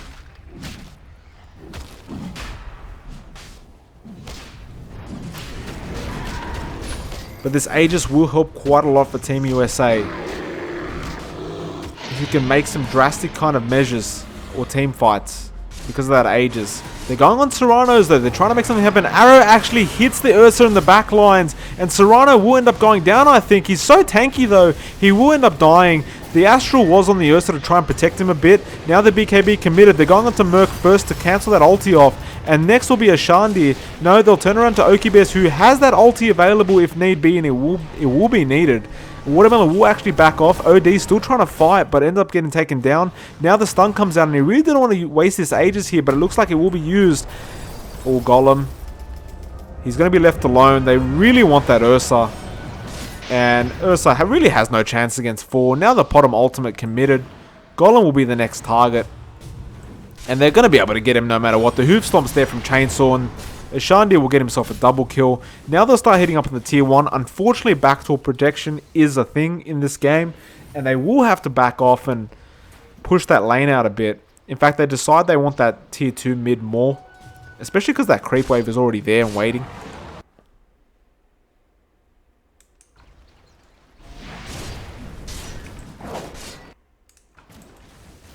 Yeah, and that tier 2 will end up going down.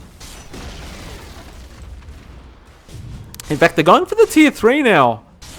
Arrow comes out. And it's not going to last very long, apparently. No buybacks coming out yet, though. The kinetic field is there. And the buyback will come out from Ogre first. Although he didn't have much time left to go, I don't think. And that'll be it. They'll be happy with that buyback coming out. The tier 3 is gone. They can start taking out shrines now.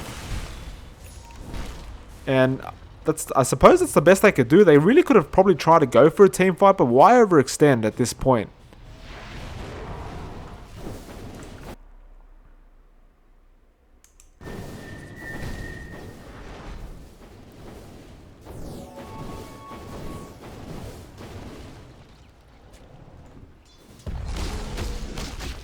It's a question of what Team USA are going to do now.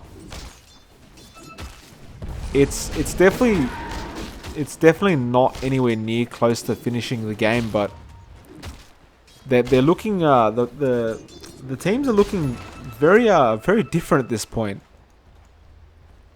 There is a smoke attempt though. They're going to try and make something happen, but again I worry because the team is split up too much. They don't have that main Ursa damage dealer. They've only got the 2 supports and 1 Tidehunter core. Going after Chainsaw, who's pretty tanky himself, and he has a Stampede available. Not to mention that Aghanim Scepter now. And they'll go on to him. The stun's there. Now Serrano's there as well. The kinetic field really helping out and stopping that Stampede from being effective. And they actually will end up getting a kill for themselves, I think. No, Chainsaw turns around. No, they will get the kill. The arrow a bit too late from the Mirana. That's a decently big kill, which I really didn't think they were going to be able to get as those 3 heroes, but they did manage to do so at the end of the day. Meanwhile, Wraith King Illusion's pushing the tier 3 bot.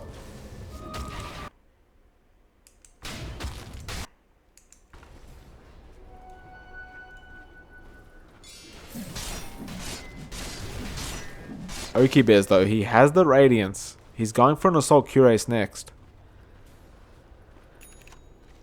And we did see though, he is not invincible. He actually does die relatively easy to the Ursa still.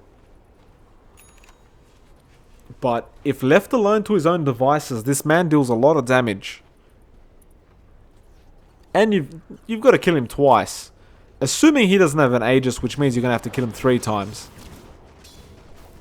As well as that Real Tree, he's getting very close to that Hex. And as I say that, he's pretty much got enough gold for it. Unless he wants to save for buyback, which is definitely required, but I mean, he's got the leap available anyway, so he probably should be able to escape. So he could probably take the risk anyway. We'll find out soon what he does, and in fact, we find out now. Unwilling to wait. Wants that Hex now, and does end up picking it up. We did see a Guardian Greaves on Serrano's though, who also has a pipe, so Going for that same style of Tidehunter build. America, he does have a BKB himself. And there is actually a smoke coming out from the side of Prancing Roosters. They're just looping around. They do commit a scan. Not finding anyone quite yet. Side of the Radiant being very hesitant. Actually, they may be found out here. Serrano's blinks out straight away into the Roche pit. Now he could be in a bit of trouble. And in fact, they go into the mid lane. They're going after Disruptor, who has a Glimmer Cape, but they'll end up taking him down. And that's probably the best hero for the side of Team USA that could have died. Apart from maybe the Ogre, but even then, either one is fine. Checking the Roshan, but it's a bit of a late respawn for him. So Prancing Roosters not getting very lucky with the Roshan respawn as of late. They do see Golem by himself though at top lane. Do they have the Stampede? Yes they do. And Chainsaw is there with the Hoof Stomp. He does miss it, but the Wraith Fire Blast is there, and Oki Bears, they should be able to get the kill. The 4 stuff's there from Golem. He's trying his best to outrun this. They commit the Stampede. Will there be a team fight here? Glimmer Cape as well. Golem turns around, stuns. Now the Ravage. This could be bad for the die. They've gone pretty deep. And America's there. He's dealing so much damage to Oki Bears, who's trying his best to heal up. Blade Mail committed. They end up getting a kill. Meanwhile, Watermelon, he's got a double kill in the back lines. Didn't even see him there. He took out all the supports. And Chainsaw, he will end up dying to this. And that's 3 down so far. Real Tree is around the area, and he's not careful. Watermelon's going to find him. He drops a ward there. Now he sees the Ursa. And he says, I'm getting the hell out of here. Big gold swing. And actually, he's going to keep chasing Oki Bears, but there is a blink available. And then now there's a disconnect, so we're going to have to wait for Lena to just quickly respawn. But my goodness, how the tides have changed. This game is getting relatively exciting and close. We'll see how this turns out. Oh. So Amuench is upstairs, downstairs. Well, hello. And TechX, I don't know what the whole thing is with the Americans and Canadians, how they've got that, you know, that little bit of, I suppose it's a bit of friendly banter, like the Australians and New Zealanders. Like, we just tease each other for no reason, even though we're like really close countries and neighbors, and we actually really like each other. Just a bit of friendly banter, I'm sure.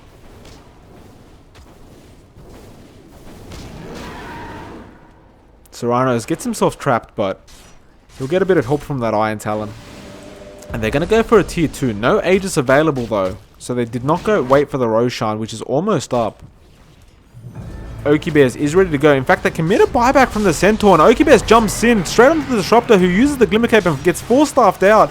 They're trying to control Watermelon. Meanwhile, the Disruptor, beautiful ultimate onto 2, and Centaur's stuck as well as the Oki Bears, and they're going straight after that Wraith King. They will end up taking him out. No, he's still alive through all this. The Sanity's Eclipse dropped as well. Real Tree, he's in big trouble. He's going to get taken out, I think. Ashandi, he's next from Watermelon. The stun's there. The Dragon Slave as well. The Astral Imprisonment onto Oki Bears. Meanwhile, Merc is actually helping out Lena, who's survived through all this. And Watermelon ends up getting taken out. And Oki Bears, he's man fighting through all this. He's still alive after that first death. He's almost got a second life ready for him.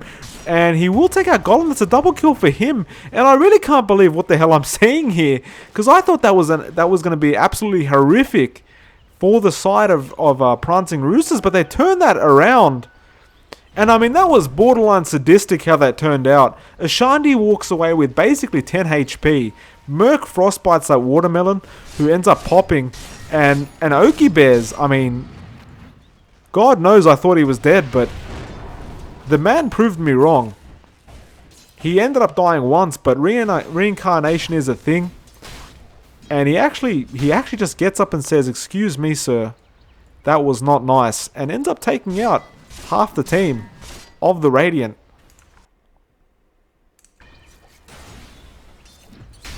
And I've got to say, this has got to be demoralizing for the side of Team USA.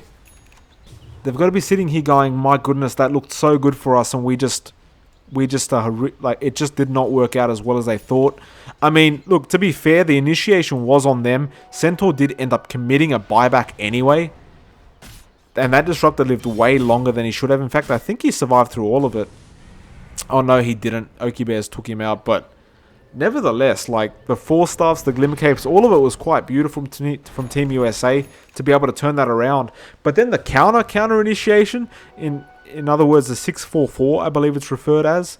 I mean, that was beautiful in its own right from Prancing Roosters.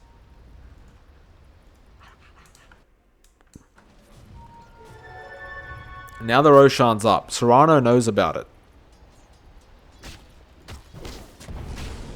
And they'll start getting those wards out. Sentry ward, very important, just in case that Mirana commits the ulti to get into that Roshan pit. And at this stage of the game, we're 42 minutes in. It's a very close battle between the two teams, and it's extremely important for either team to be able to pick up that Aegis. And in fact, I thought they were going to go into the Roshan pit, but Team USA, they want to go for a kill. In fact, it's smoke against smoke. Now the Mirana ultimate's committed. They go straight for a blink, and they'll kill off the CM immediately. She's still alive though, mind you. Merc commits the ultimate, does get taken down. Meanwhile, Chainsaw not really able to do too much, had to commit the Shrine. And America, he drops the Sandy's Eclipse, but it doesn't matter. He ends up dying. America, he's actually, he's completely gone. Ursa, he's being chain stunned to the days, and he'll end up getting taken down as well. And we saw Disruptor get dropped. And the rest will just have to get the hell out. But it's not looking too good for Team USA. I mean, it took them a long time to take out that CM. And I mean, after that, there just wasn't much else they could do. I don't even think they took Oki Bears down. You can see that Assault Curate's really paying off, especially with that added armor for the rest of the team. Now the buybacks are forced to come out, but the melee racks is already gone. The glimpse is there on Ashandir, and they will have the Astral Imprisonment, so they will be able to at least get a few hits. And so they'll get a bit of a return kill, but they committed 2 buybacks and lost 1 melee racks.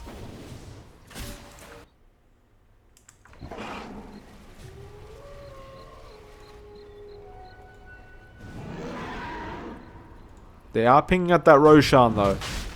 And we all know Watermelon can take it extremely fast.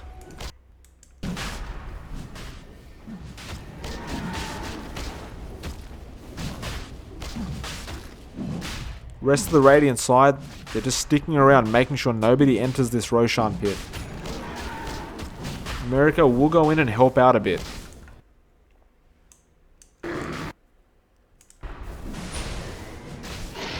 And it will go down to the side of Team USA, who are really fighting to pull this game back into their grasps. The net worth graph, though, not looking very good for them. 15k in the way of Prancing Roosters. XP will start evening out because we are late into the game, so people will start peaking at level 25. But that net worth never really changes. It will always go up and down. Ashandir, I mean, this man, he has a Deso, he has a Shadow Blade, Maelstrom, Yules, Bloodstone. We've got Chainsaw. He's got the Aghanims, he's got the Blink Dagger, he's got the Pipe. I'm going to be going for a Heart next just to make it a hell of a lot harder to kill him. Even Merc's pretty farmed himself. He's got that Mech Force Staff, the Glimmer Cape, and he's got a Wand and a Tranquil Boots. See Mirana. We saw him get the Hex and not too much after that, trying to get a Force Staff next. And we've seen Oki Bears over and over again, but I'm pretty sure he may have just picked up that BKB because I didn't see it before. Watermelon did end up picking up an Abyssal Blade. Not too much going on after that though.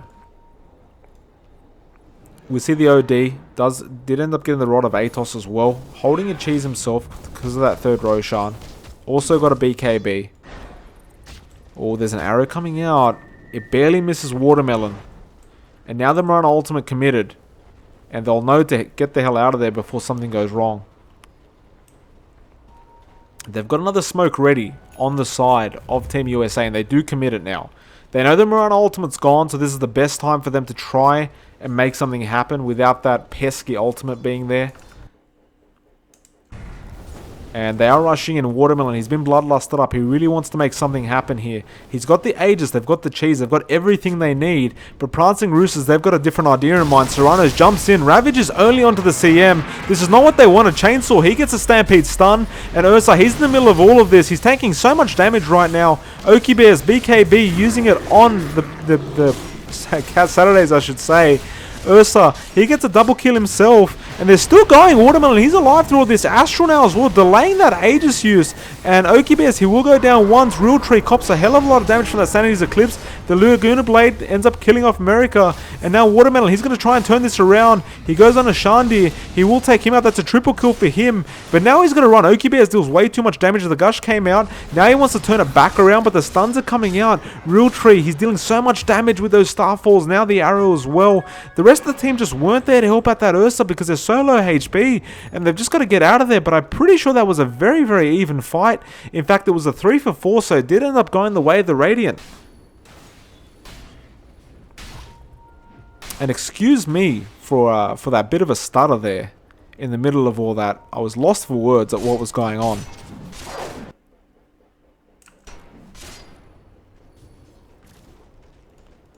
And nevertheless, Oki Bears does not seem bothered whatsoever by the fact that he just lost one of his reincarnates, because the cooldown came off so fast it wasn't funny. And he's decided he wants to go for this tier 3 bot. Aghanim set the Gush available on Serranos. Good arrow out from Real Tree. And this Rax may just go down, but Oki Bears is copping a lot of damage. Now the Potom ultimate. Stun, Yule's up on Ogre Magi though, so he gets away with it. And there's their Hex as well, but the Glimmer Cable's there. And they will get that melee Rax again. Oki Bears may lose one of his lives for this though. The Ursa still has not respawned. OD's about 10 seconds away. They're trying to delay them as much as possible so they can get some kills. Disruptor with a beautiful kinetic field ulti. And Lena's copying a lot of damage here. She might actually die. Ashanti has to use that Yule's. CM will end up going down. Now the Glimpse available on Ashandi, and he will end up going down anyway. So it's 2 dead for the price of that bot Rax. Probably worth it. Oki Bears in fact goes up, gets a tier 2 at top. And doesn't seem concerned whatsoever that 2 of his supports just died. And why would he be? He's going for the Shrine now. And I mean, they're just taking objective after objective here. There's only one real structure they want after this, and that's that bottom, the top Rax. And then we're just looking straight at the Ancient. And this is looking really, really bad for the side of Team USA. And in fact, we see America, he's pinging that tier 2 mid. And I think this man is raging quite a bit. The 2 4-staffs come out. In fact, this may be what I like to call the kamikaze push, where you get so rage-induced that you push mid, and whatever happens, you keep going. And if you end up dying as a team, you call GG. Oki Bears goes in with the BKB stuns. America decides to back off with that cheese. Now the Stampede used. At least they've baited off that Stampede. But now looks like Saturdays he'll end up getting taken down. The Hex is there on Tidehunter as well. So there's no Ravage quite yet. Oki Bears will end up going down with that Sanity's Eclipse. Now the Ravage comes out as well. Looks like Chainsaw, he's in big trouble here. The stun from Ogre. And they actually managed to take out Chainsaw. Now Potom will end up getting taken down as well. The only one left is Oki Bears there. This could be a massive turnaround actually. There is 3 buybacks available. But they get the kills and they can force the buybacks, and assuming they can win this next team fight, this could actually be a massive turnaround from Team USA. They'll take out the tier 2 at the very least, and I don't see them stopping at this point. I think Merrick is very, very upset about this game, and he really wants to make something happen, and the buybacks are there, and they've decided we better be smart about this and get the hell out. We've forced what we needed to force, and that'll be it.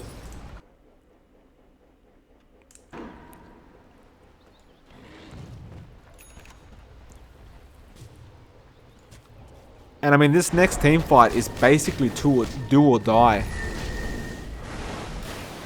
If either team loses this team fight, I feel like it's practically GG. More so for the side of Prancing Roosters, who just need 1 Rax. So if they can pull off the next team fight, I mean, they've practically got Mega Creeps, which is going to be very hard to go up against from Team USA's draft. On the other hand, though, if Team USA managed to get a massive team fight under their belt and win it, there's no buybacks available on the Centaur and the Marana. And those are 2 pretty pretty big deals in the team fights. Especially in terms of the fact that they've been chain stunning so much. And Mirana has a Hex.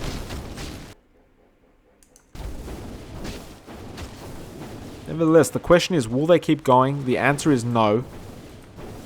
They will stick around though.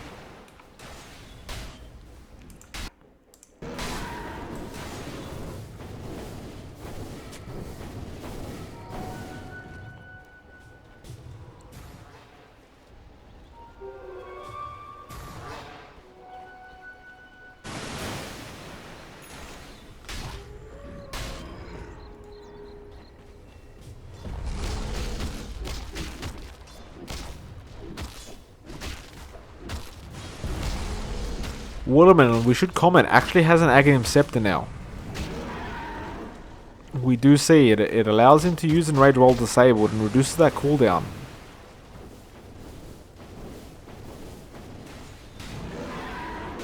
It's a big deal because he's getting disabled quite a lot.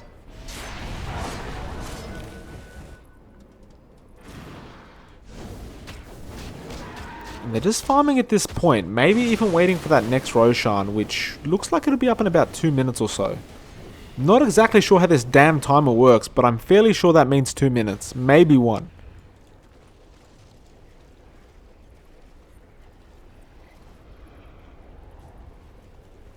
Serranos, being the tankiest hero in his team, will be the one to scout them out.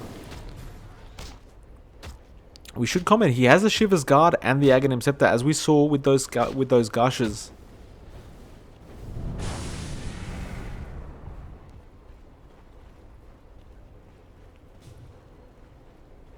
And I mean, it is questionable about getting an Aghanims on Tide, because it's not that much of an increase, but having that ranged gush in an area of effect, it's not so much the damage, but more so the slow and the armor reduction that you give to the opposing team. It really does help. Not to mention the lowered cooldown, meaning you can keep those negative debuffs going on the opposing team. Really does help. Oh, Serranos doesn't want to get caught out here, but he might just get caught out if he's not careful. And they're going to turn around onto him. Oki Bears with the stun first. And this looks really bad. They commit the Stampede as well. There's the Ravage and Astral to save him. OD's been hexed up. And looks like Watermelon jumps in, but they're all invis at the moment. And this is looking really bad for Team USA. They're being juked way too much. Watermelon, he's by himself now in the middle of all this.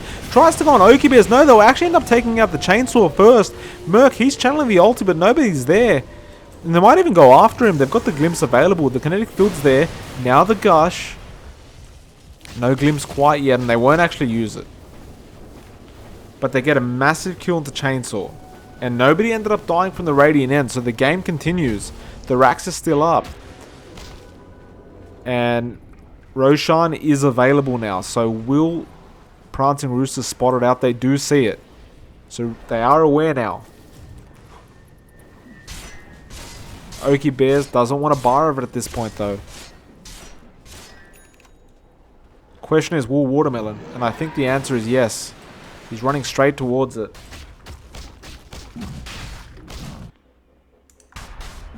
Oh, the arrow though. Oh, he barely dodges it. Beautiful dodge from Watermelon. I don't think there's going to be any contention. They're way out of position for it. But if we look at this bot lane, all those creeps, I mean, it's a lot of farm, but it's a lot of damage to your structures as well. And at least one person's going to want to TP and take care of that. Unless they're planning to go for a massive push down mid. Aegis has been taken by America on the OD, and Cheese will be taken by Ursa.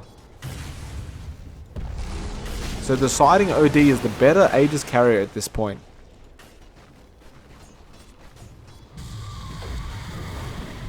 Which is actually a pretty fair call, because when OD goes down, which he's usually one of the first targets that they aim for, I mean, it just takes out so much disable and damage from your team. So to be able to give him that Aegis is probably a better option than Ursa, who's able to enrage and get out of those disables and mitigate so much damage.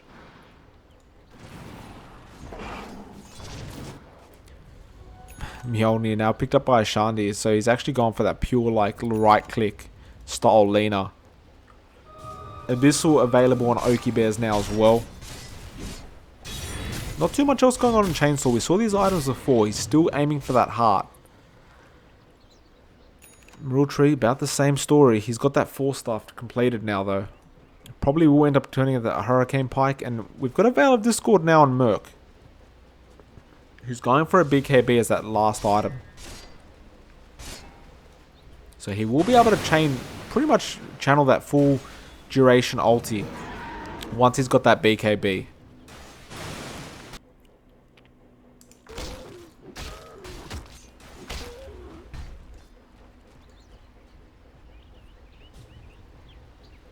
A very important item there being the Gem of True Sight, so they're able to get those D wards out and get rid of these darn wards that are ruining their map. I don't believe the side of Prancing Roosters actually have a gem, so they're still buying sentries. No, they don't.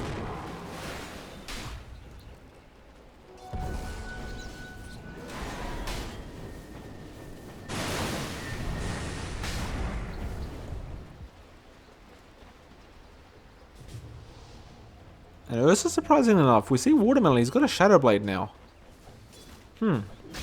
That's interesting. I'm not entirely sure what the purpose of that is. Maybe considering that they haven't got any kind of true sight at this point on the side of Prancing Roosters, he's decided that's either a good way to initiate or a good way to escape.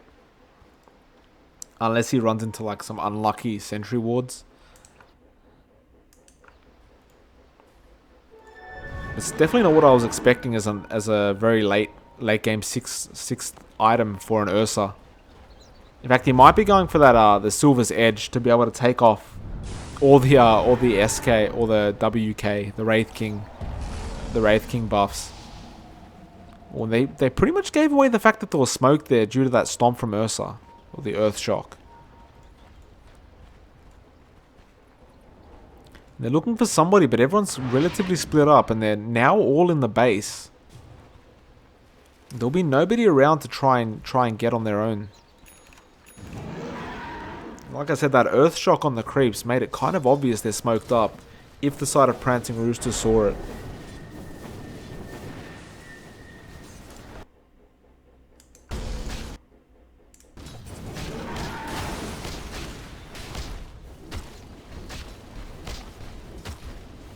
We're almost about to hit the 1 hour mark of this game. And this is the point where both teams start to get very tired mentally and, well, not so much physically. I mean, your hands can hurt a bit, I suppose, but it's more the mental fatigue that you experience after the hour mark. Especially when you're in this kind of stalemate.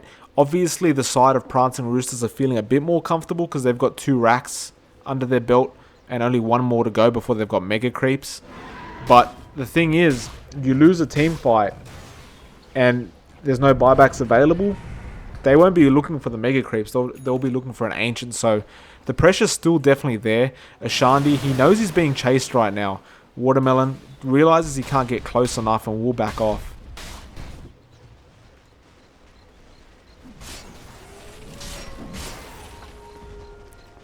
And both teams do have to be very careful not to expend any gold that won't allow them to buy back.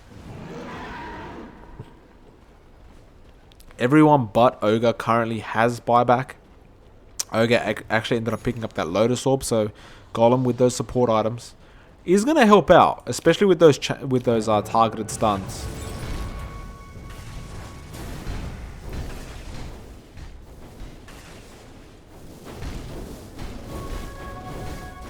And he should have buyback in just a second. Now he does. So every single person's got buyback at this point. So worst case scenario, if a team fight's lost, they can still all buy back. It's just what happens straight after that. And Oki Bears, oh, he's by himself. This is a dangerous position for him. Whoops. What is that? I'm not sure what that is. I'm not sure how to get rid of it.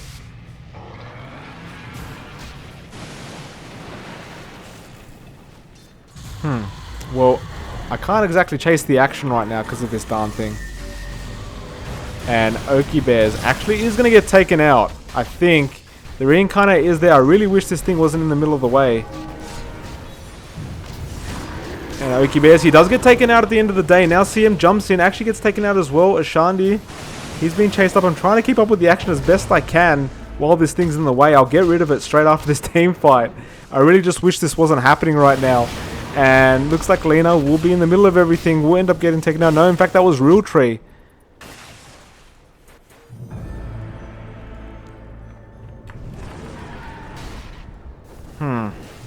This is really frustrating. All right, I'm gonna assume I can exit and re-enter the lobby.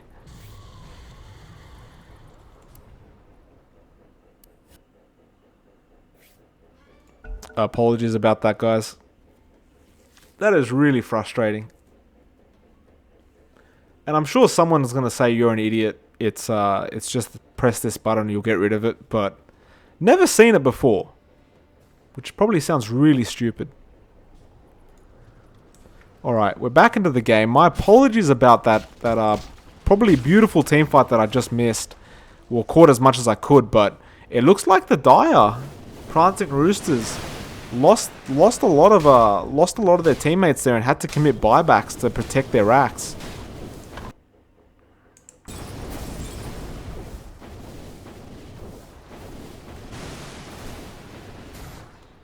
And so now, the side of Prancing Roosters, they've got 3 buybacks unavailable. Whereas the side of Team USA, they have all of them available.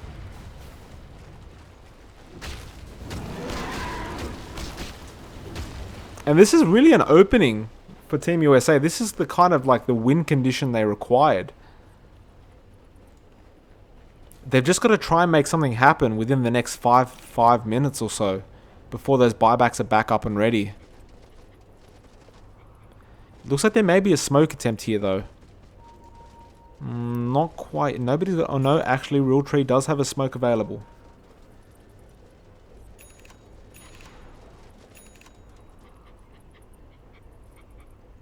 We do see, however, Cat Saturdays actually got an Aghanim Scepter now. So they will not allow any items to be used within his ultimate, which is pretty excellent. So once he's got that ulti, the BKBs won't be able to be used while they're under it. There is a smoke attempt coming in. They're going to try and turn this around, but there's no buybacks available on Prancing Roosters, so they've got to be very careful to pull this off perfectly. It's really up to the Centaur to get a good stun off here. The BKBs come out, though. They're going straight onto the OD, but he's used the BKB now. He's safe for the time being. Watermelon, he's going straight after Ashandi. There's the Ravage. Lena is still alive, but she ends up dying at the end of the day. Looks like Potter will be the next target. Wraith King is actually reincarnating at the moment. The CM ultimate as well. Merc, he's trying his best. The arrow comes in, hits Watermelon as well. He can't respawn, but he's actually healing up at the moment with the Enrage. And he takes out the CM. Oki Bears, he's the next target, but it's pretty darn hard when you haven't got any other damage dealers at the moment. And Ursa will actually end up buying back, so Watermelon trying to get back into the fray, but it's too late. Not the buyback he wanted to use. He definitely wanted to make more happen out of this, but...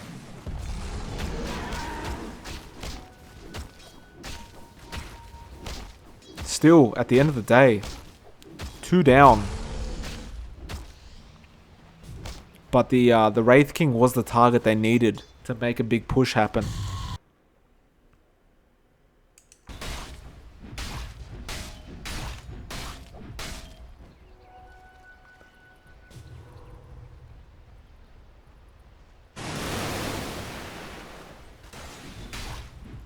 Serrano's, he's just pushing this lane by himself. Now Watermelon's joined him. The question, I don't think they'd keep going, but we'll find out soon.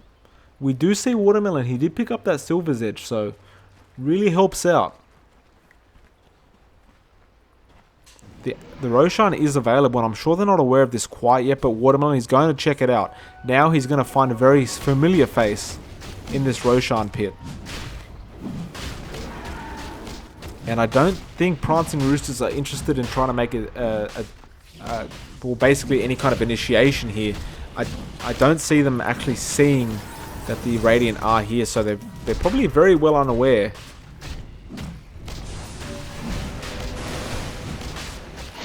And the Roshan, the fourth one of the game, will end up getting taken down. Cheese goes to America.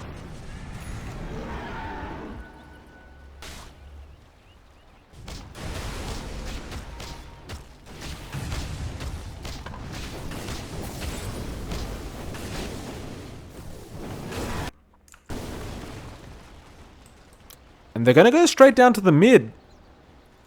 This is it, I think. They really want to make the push happen. No buyback on Potom or Wraith King if they do end up dying, as well as the CM. But that being said, the Ursa doesn't have one either, so Watermelon has to be careful himself, even though he should be in the middle of everything, which I'm sure he will be.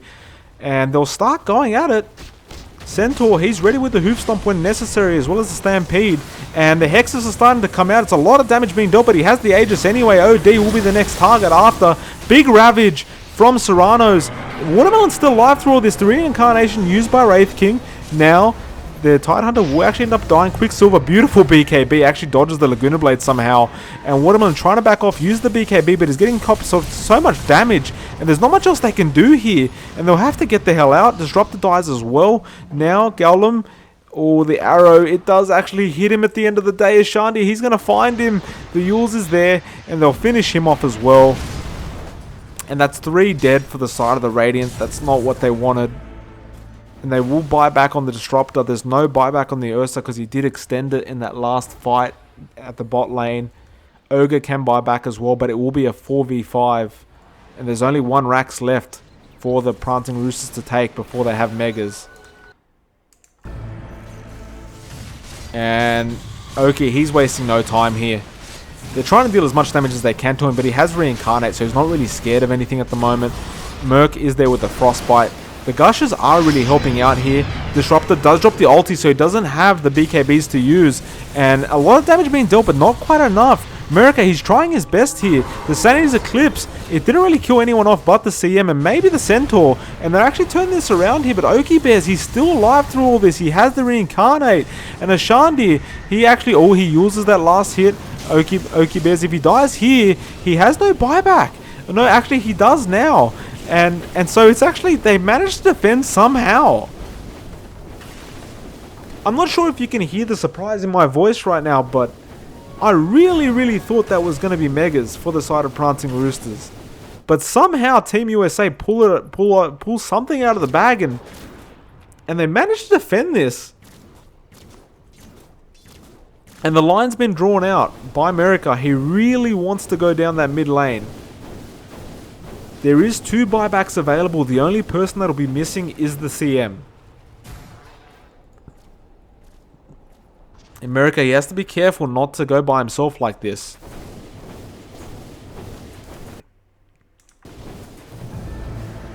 First buyback comes out from Chainsaw. Ashandi is there to slow him down from running. Now the arrows come out as well. The Bloodlust is there, but they take him out straight away. And that's what I was talking about. He had to be careful not to do that, and he just did it, unfortunately. No buyback available. And now Watermelon, he's coming in as well, but it's 1 by 1. This is not what they want to do. Arrow as well actually hits him, but he's invis at the moment. It will just about run out. He uses the Abyssal straight on Centaur. Chainsaw is copping a lot of damage, but he has a Blade Mail and Pipe anyway. BKB extended, and Watermelon will end up backing off. And we are officially in the 70-minute mark of this game now.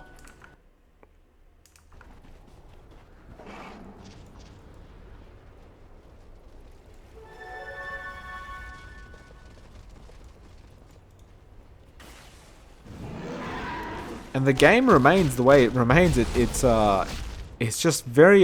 they're within a stalemate and they just can't get out of it at the moment. That being said, though, America, he is still down for the count.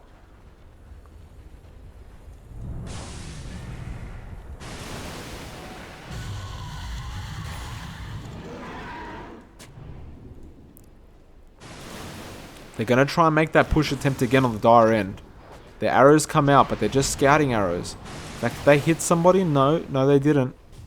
Oh, but jump in straight away from Oki Bears. He uses the BKB. He just wants that Rax. He's aiming it. The Ravage comes out. It's onto 4. Now the Disruptor ultimate. It's massive, actually. And the stuns are coming out as well. They're taking out 2 at the least. So it's Lena and Pot down, but the Mega Creeps are there. Now the Stampede to get them the hell out of there. They want that CM as the last kill at least. Chainsaw, I should say. He's trying to delay the CM dying. Cat Saturdays actually ends up getting the kill. Now he might die for his insolence. And no, he'll blink out of there. Beautifully played by Chainsaw. But I think this is, I mean, they're Mega Creeps. They're facing Mega Creeps now. And this is one of those things with Mega Creeps you really can't delay. You kind of have to force some kind of push to happen.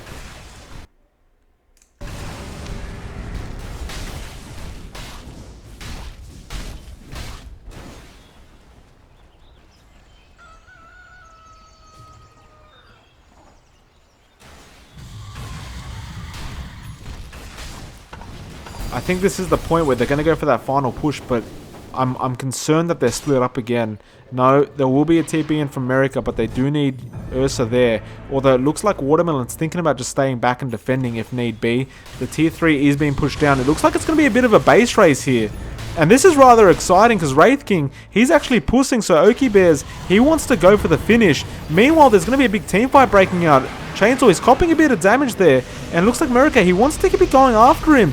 Now Potom copping damage herself, Astral up, the tier 3 still going down. And Wraith King's actually TPing back in, I think. And, oh, actually Watermelon jumps in. And he's going after the Potom, now he's going after Merc. Where is this Wraith King? I still haven't seen him. And Centaur now, he's almost dead himself. And they're still going through all this, but nobody's really died.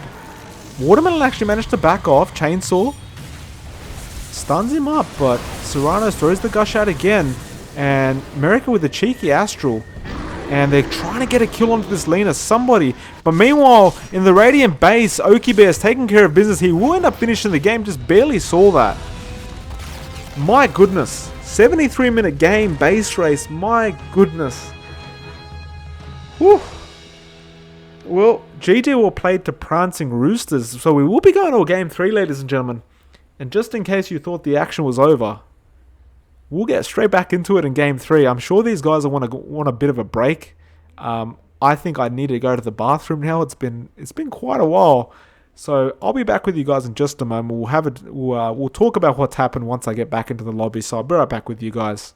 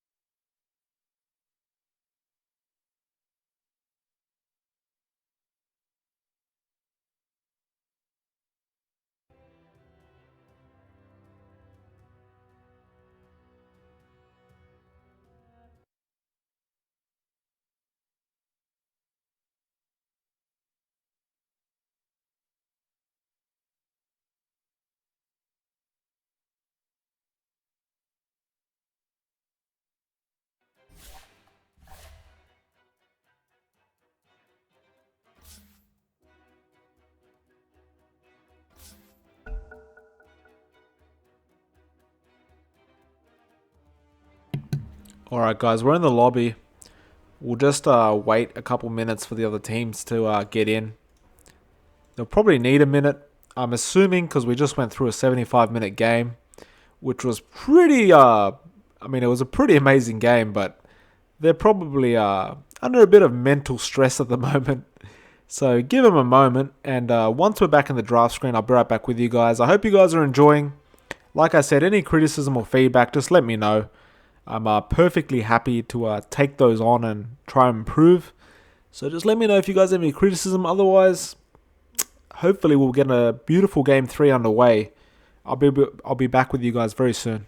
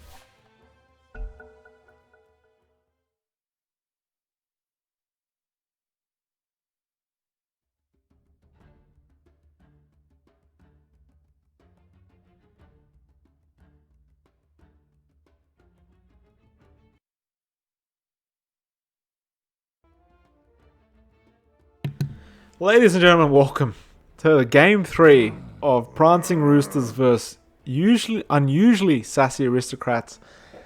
My goodness, was that an insane Game 2? I mean, Prancing Roosters made some magic happen there, and I was not expecting the game to end the way it did. And if you haven't watched it, spoiler alert, it ends up in a base race. But, oh my god. I mean, it's hard to talk when your mind is being blown, let me tell you. These two teams really put it all on the line there. And the better team got the game at the end of the day. But it is 1-1, best of 3. So we will have a third game. Prancing Roosters for the third time pick up that Centaur. We did see Chainsaw play it very well in both games. Especially game 2 though. He was really setting up the team fights for his team. That being said though, USA, they switch it up a bit. They get Warlock and Crystal Maiden. And in fact, new hero alert, we have a Lich. And very, very similar bands. I'm not very surprised to see them. It looks like this time around, Prancing Roosters do not want to see another Ursa. So Watermelon, he will not have the luxury of playing that again for the third time. And they do not want to see Rule Tree playing that Marana again. So they'll ban that out. Other than that, exact same bans as the last two games. We will see where the teams head this time around though. Already seeing two new heroes being the Warlock and the Lich. And in fact the Beastmaster now from USA. So that should be an offlane Beastmaster. It's still a strong offlaner regardless of what people think. Still offers quite a lot. That guaranteed stun through BKB as well. The Hawk Vision. The Wild Axes aren't bad. Like they're not great as a nuke, which is a problem, but that's not really what the hero is based around. It's more around the vision he has, the balls providing that slow, the push potential with the aura, and the guaranteed stun no matter what, and it's targeted as well. So it's a great hero all around. And this might be one of those push lineups we're seeing, because Beastmaster is that kind of hero that you match up with a bunch of other, quick pushes to make something happen very quickly. We'll see what they end up doing. We're waiting on Prancing Roosters to actually pick up a Sniper. Another new hero, so they've decided on that carry. And Phantom Assassin quickly picked up. So USA not even thinking about it. They know exactly what they want in this game. Prancing Roosters taking their time. They want to be smart about this. And we haven't seen a PA in the games yet. We don't know how well it will be played. And I mean, Sniper isn't the best up against PA. She's able to blink onto him and close that distance.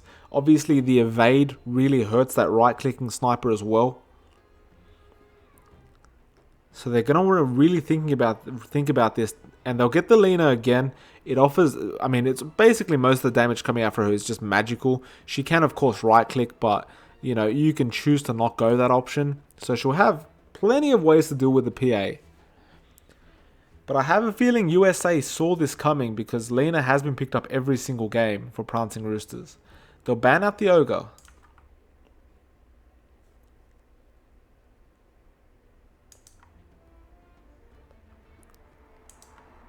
Oh, by the way, I really appreciate the hosts coming out.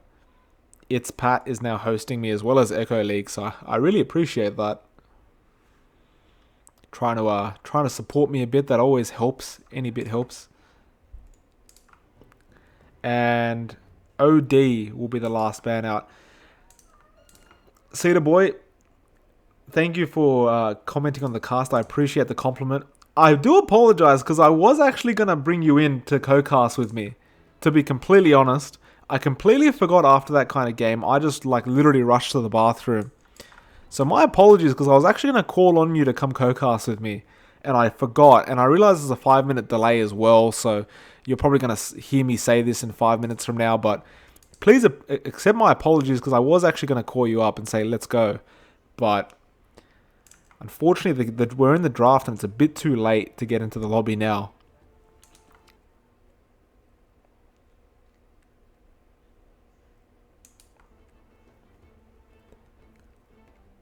Waiting on that last pickup from Prancing Roosters.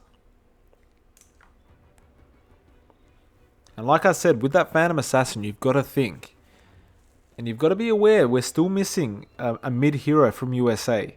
Oh, it's actually a Spectre pickup, so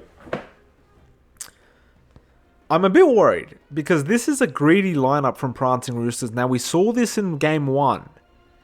If they can make it to the late game, they will dominate this game, I feel. However, USA, they've already got that kind of earlier to mid-game orientated lineup. Like, especially mid-game, they're going to roll through Prancing Roosters at this point. And they've still got one more pickup to go. We'll see what they decide on. They need a mid-hero. The OD is gone, but I have a feeling they didn't want that anyway.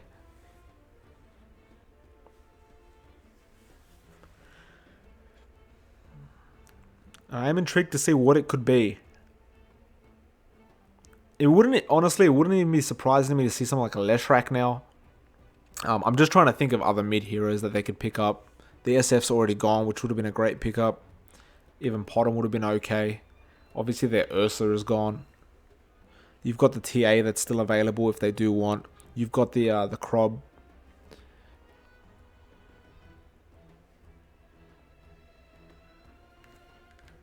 We could see something completely left field.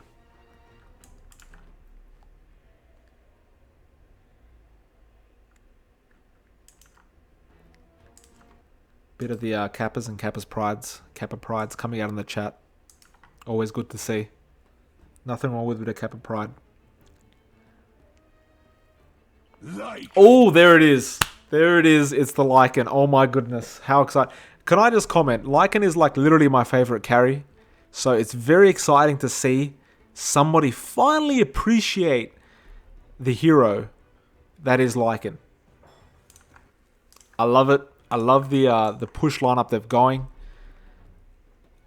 There's a certain type of excitement that happens in your pants sometimes and you can't control it. And I think I've just gotten it. And I'll tell you what, Prancing Roosters, they've got to take this as late as possible because they've got a Spectre and a Sniper. At the end of the day, if they take this late, they've basically got the game in the bag.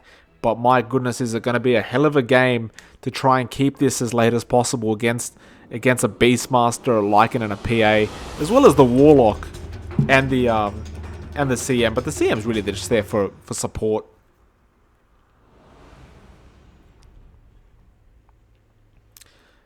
Once again, though, we will go through the teams. For the third time, Team USA will be on the Radiant side, which is the side they do prefer anyway.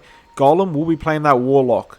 Serranos will be playing the Beastmaster. Cat Saturdays will be on that CM. We'll see Watermelon playing that PA, who appears to be going mid. And we'll see America he's playing that Lycan.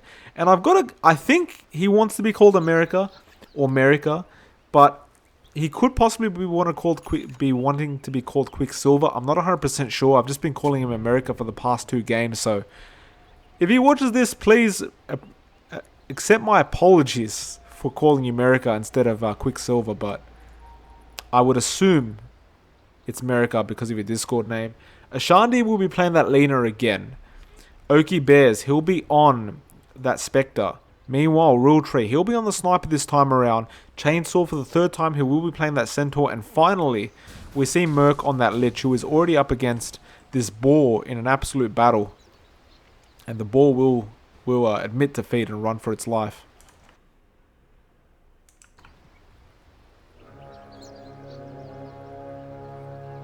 And it is going to be indeed an offlane Serranos on the Beastmaster. He does have that Iron Talon ready though, if he does have to rotate to the jungle. PA will be going mid. So Watermelon, he'll be up against this Lena, is it? Are we seeing a Lena mid? No, it's gonna be Rule Tree. Which isn't the worst lineup. It's not the worst matchup against the PA because of that evade. In fact, he got the better creep block anyway. So he will have a decent start for himself, but it's going to be really annoying because Real Tree can spam the shrapnels and, you know, attack from a range. But at the end of the day, you level up that evade, you stop that from happening, and you throw as many daggers at that damn sniper as you can. Try and solve that situation. Chainsaw, he's going to be up against a tri-lane, and it will be up against a Warlock CM and a Lycan. Now, as far as I'm concerned, the Lycan will be sitting there farming for a bit until he's leveled up to the point where he has max wolves, and then he'll be going nuts. Serranos, he's up against a Trident himself, but he should be okay. In fact, Merc, he's going to spend most of his time pretty much denying the lane creeps, making sure he basically takes away that XP that Serranos could be having. Although you'd be surprised at the killing potential of a Beastmaster solo on the off lane. That ball slow really helps in that. Realtree, in fact, he's going to cop a bit of damage from Watermelon. And this is what you got to be careful of with a PA. If he can close that distance, he can kill you pretty fast. Especially a sniper who doesn't have the fastest movement speed in the world. And that's just going to keep happening. Watermelon's doing the right thing here. He's just really pushing Realtree back and forcing him to get rid of some of that regen that he has.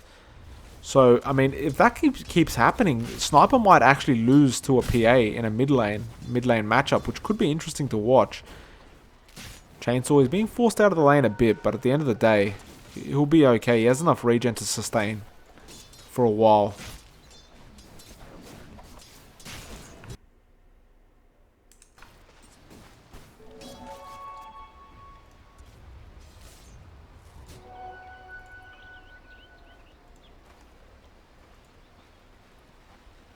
Looks like Lich being a bit cheeky. So Merc, he's going again that other team's bounty runes.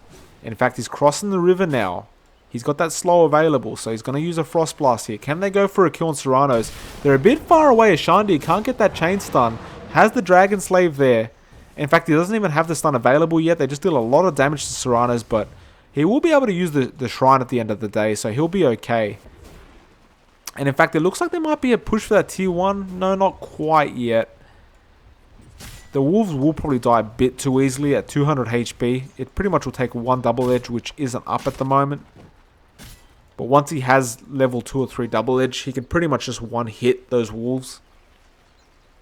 And you don't want to feed them away to an offlane Centaur, so got to be slightly careful, but at the same time, once you're leveled up enough as a Lycan, that tier 1's not going to last at all.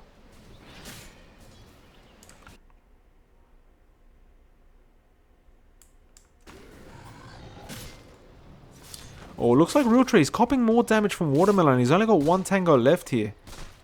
And in fact, Watermelon says, you want to keep going, we'll keep going. And he's got that Aquila now on the sniper, but he's run out of regen.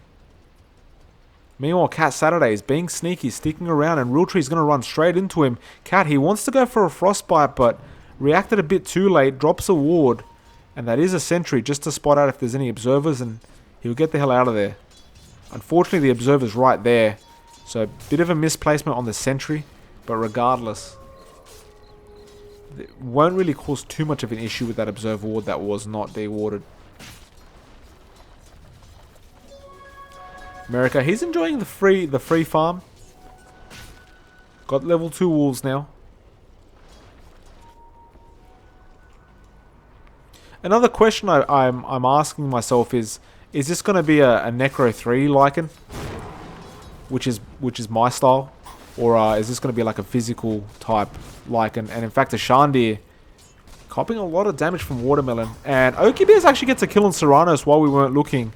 And Red Tree will return kill from Cat Saturdays, and he'll be able to back off here.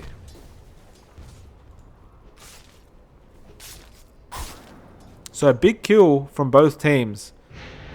Definitely better on the side of the die though. Beastmaster is definitely worth more than a Lina. Especially a support Lina.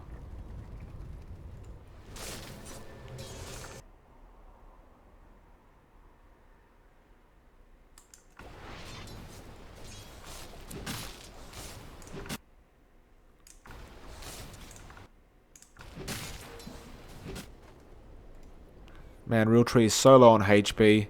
Luckily, he has that shrine available to him, so he'll be okay. Looks like Serrano really annoying Okibears here. In fact, he might even be able to solo kill him if he's not too careful. Uses the Hawk to get that vision, that slow really helping out at the moment. And at the very least, he's just going to do a hell of a lot of harass. And he'll deny his own boar. Just says to himself, we didn't get the kill, and it's the boar's fault. Get rid of it. Not good enough.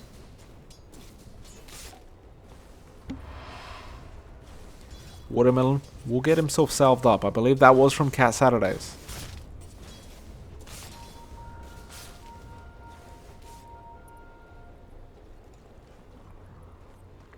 Another one of those games you've got to keep close eyes on all lanes, otherwise you're going to miss kills left, right, and center. Things can happen very quickly with these kind of drafts. Oh, there's a DC from Cat Saturday, so we'll have to wait that out.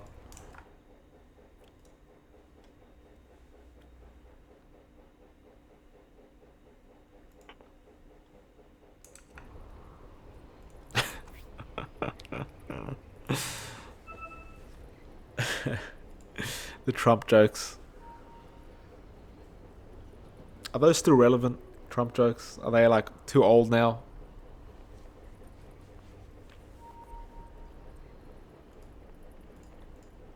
It's like Chainsaw's very low HP. Those fatal bonds really did a bit of damage to him. America, level 4.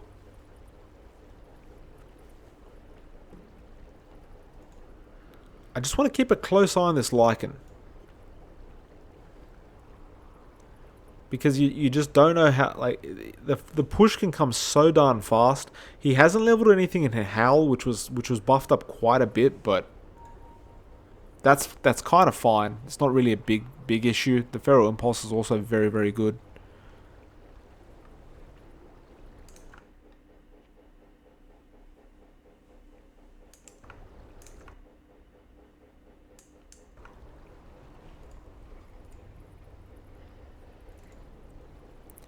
Looks like America will end up getting a Vladimir's. He's already got that Ring of Bass. He's leading the last hits as well at this point. So the free farm will pay off at the end of the day. But like I said, what I was trying to say is I wonder what kind of build this Lycan's going to go for. If you're going to go the full push style build, you know, my recommendation is you just rush Necro 3s. Especially when you've got a Beastmaster who'll be doing the same thing. It's what I like to call the library strat, where you just get a team that buys Necro 3s all around, so you have 5 books. Hence the library. And then they can't really stop your push because they're Necro 3s. Obviously, I don't see that happening this game around, but you can at least get 2. At least. So we'll find out.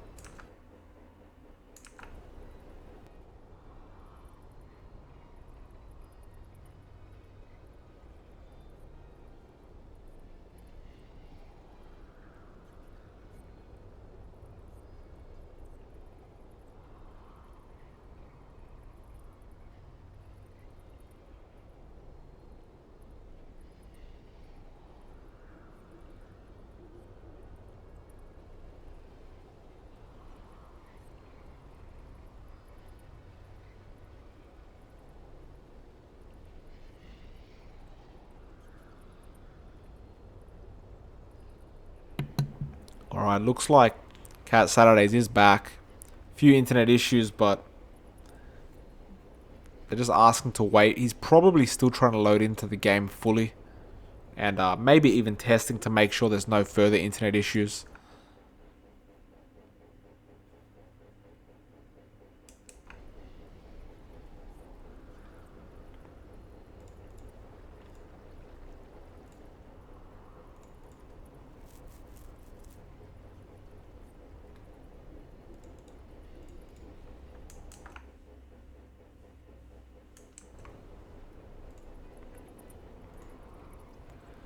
We're still waiting on the pause.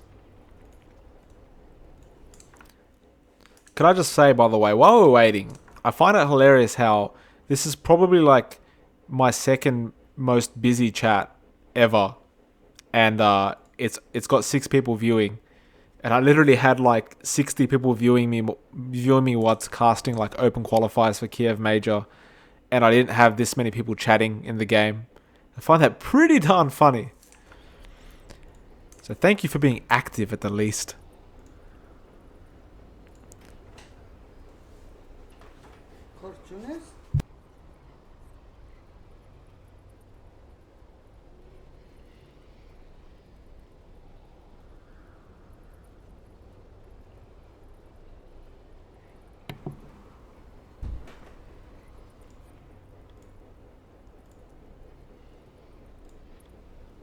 Still waiting. It's Cat Saturday is probably still having some issues. Oh, no. Here we go.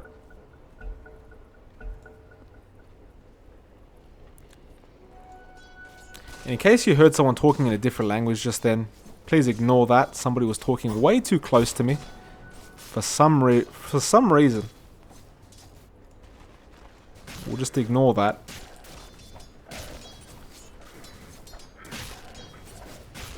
Shardy now a bot. But he's just pretty much trying to defend the lane a bit, I think, because they forced the Centaur out of the lane. So Chainsaw, he's just trying to heal up at this point. Still no push attempt quite yet from America, but he's probably just biding his time. Now Chainsaw is back in the lane. Smoke brought up by the CM, so Cat Saturdays wants to go for something here.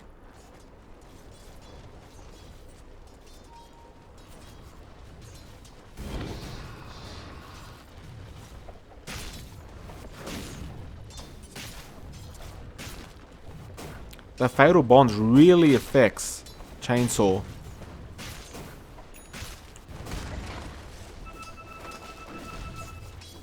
The pings are coming out, but I'm not sure what America's trying to say here.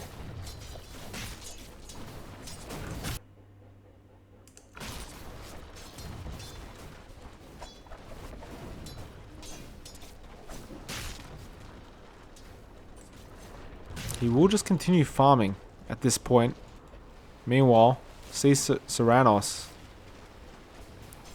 Still farming relatively okay against this Spectre. Doing what he needs to do in his offlane. He has died once, but it's not too big of a deal. He's almost at that level 6 mark, which is about the point where you want to start going for some gank attempts. That being said, speaking of ganks, Watermelon, he's come in. He wants to make something happen, and killing Oakley Bears at this point would be very helpful for them.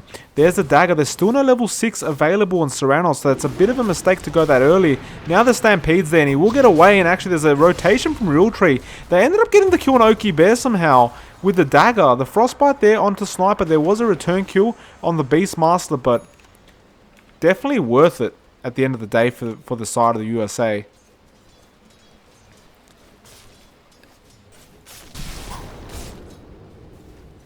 Bit of a harass coming out from Lich, but nothing too bad. I am intrigued though. They did not wait for the Primal Wall to be up and ready to go. There's a Spec Ultimate. Who's he trying to go on here? In fact, he TP'd back to lane with it.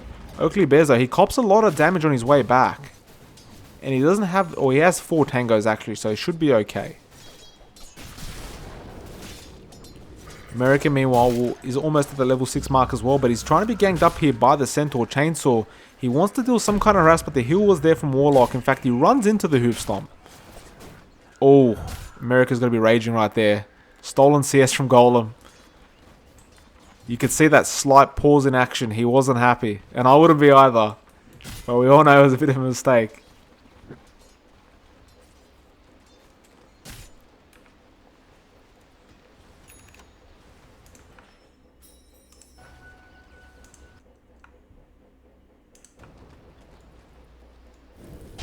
Oh, actually, they're jumping straight onto America with the chainsaw.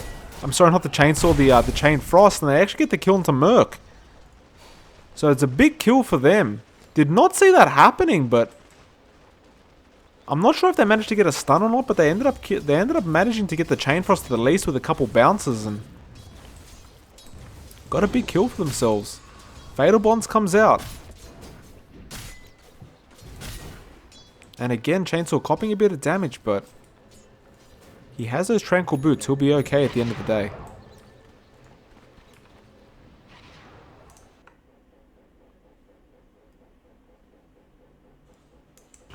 Just realized I forgot to put the overlay up for game 2. So there it is. Buy some hot sauce, ladies and gentlemen.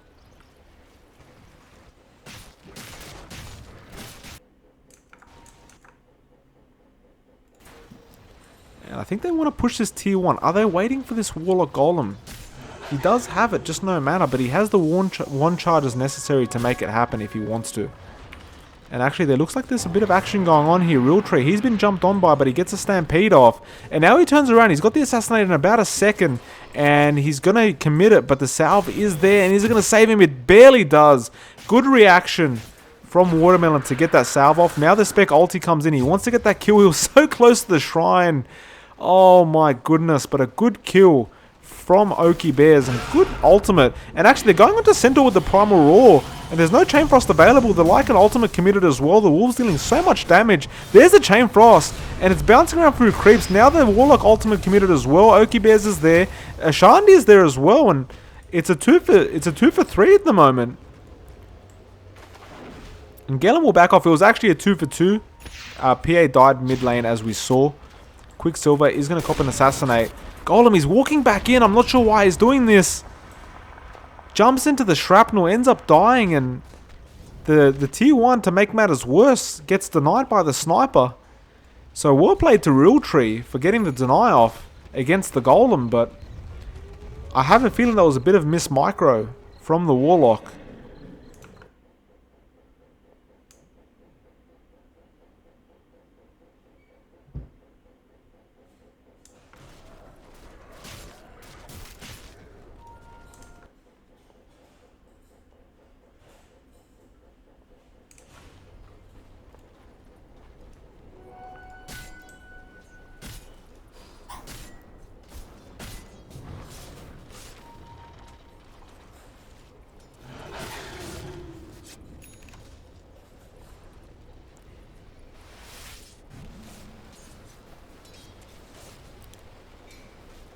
See, the Helm of the Dominator recipe queued up for the Beastmaster, so he wants that extra creep to be dominated and be able to control that. They definitely do seem to be going for a push style lineup. The Vladimirs will be the next option for America.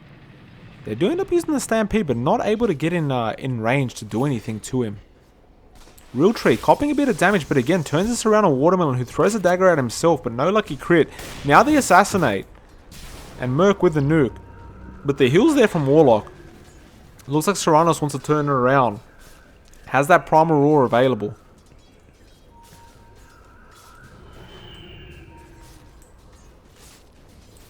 And at the end of the day, this Lycan, he can be really cheeky and rat these towers if he wants to.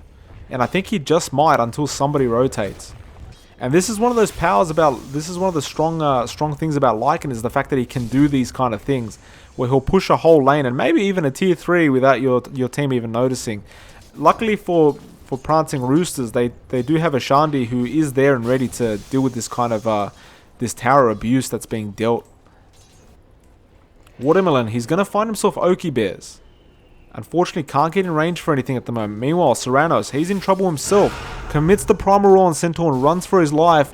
Gets the Frost Blast on him. Now the Assassinate as well, but he's being healed up just in time.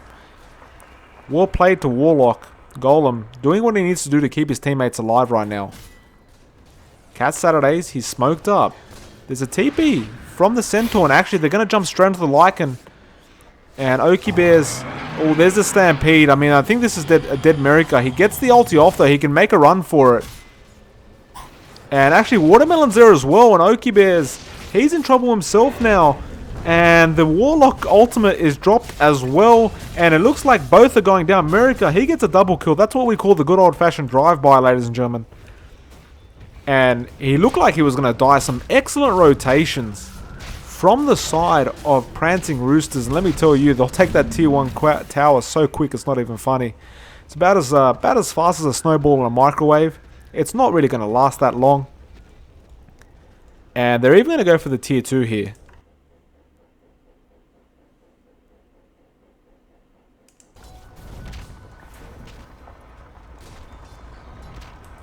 With that Golem, they may as well do so, and the Wolves as well. Why not summon a boar to top it all off? And there's the fortification. Actually, they're going to go for another kill here, and Merc, he's over a bit too far, but he's got the Chain Frost there. It's bouncing around. It's still quite a bit of damage. Serrano will end up going down to the Lucent Beam, and it's still bouncing. Cat Saturday cops a bit of damage himself, and now he's being chased up by Oki Bears. And I think Cat has to accept his fate. The Hadouken almost took care of business, though. Which is always hilarious to see when somebody's denied by the neutral creep. Because it just throws it out there for no reason.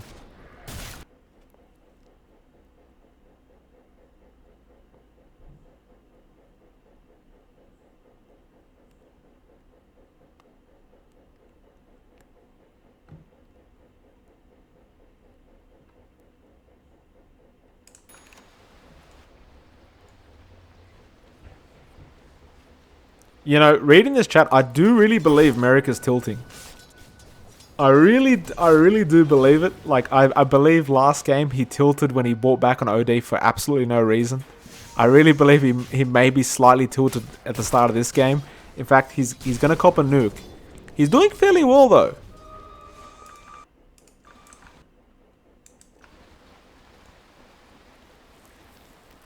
And they're doing what they need to do. The objectives are being taken. Actually, mid lane, Real Tree, he's been ganked up by Watermelon. They're going to turn onto him.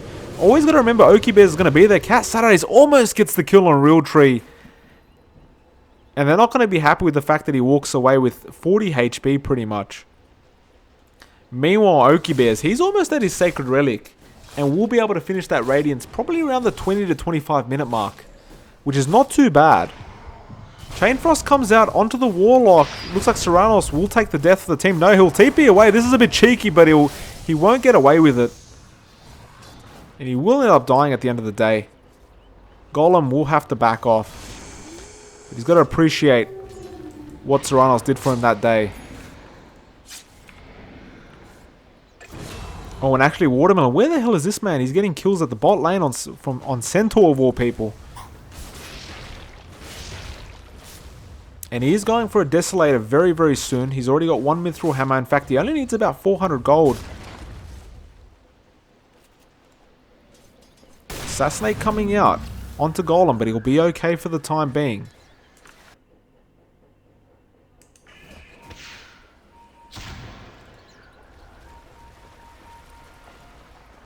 And surprisingly enough, America, he's turned around. He said he wants Howl now.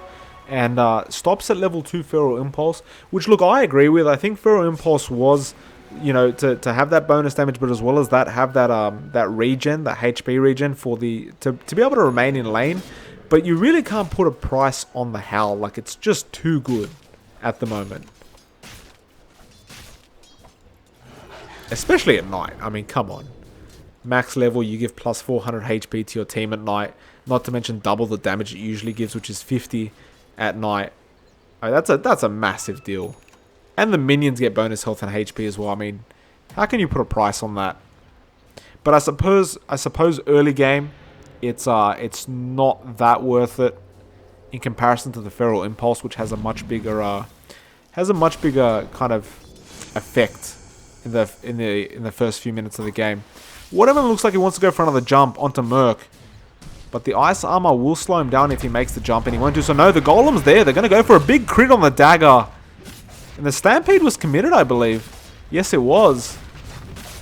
Doesn't matter, though. The crit makes it happen, and they'll get the tier 1. They might even push for the tier 2 now. In fact, you see Merica. No, it's not Merica. No, it is Merica. He's pinging out that tier 2. Assassinate onto Soroya, but Serranos, my apologies, but doesn't matter. Now the tier 2 not going to last very long at all with that dominated creep as well. And can they keep going here? Oh, he wants to go for a team fight here. America gets stunned up from the hoof stomp. Now the stun from Lena. These chain stuns. Sniper starting to hit up on him very slowly. The Lagoon Blade as well. Now the Assassinate coming out. Watermelon, he's going after Ashandi, but it's not going to matter. He's in trouble himself now. They've overextended the Yules, and he will get taken down, and this is not good. Spec, he's now going to take easy pickings. In fact, Okie Bears, he's very low HP himself. He cops that curse from the Warlock, and he will be able to get to the base in time to heal up, but 3 dead. So clearly going for the tier 3 after that wasn't the idea. And they end up losing their lives because of it.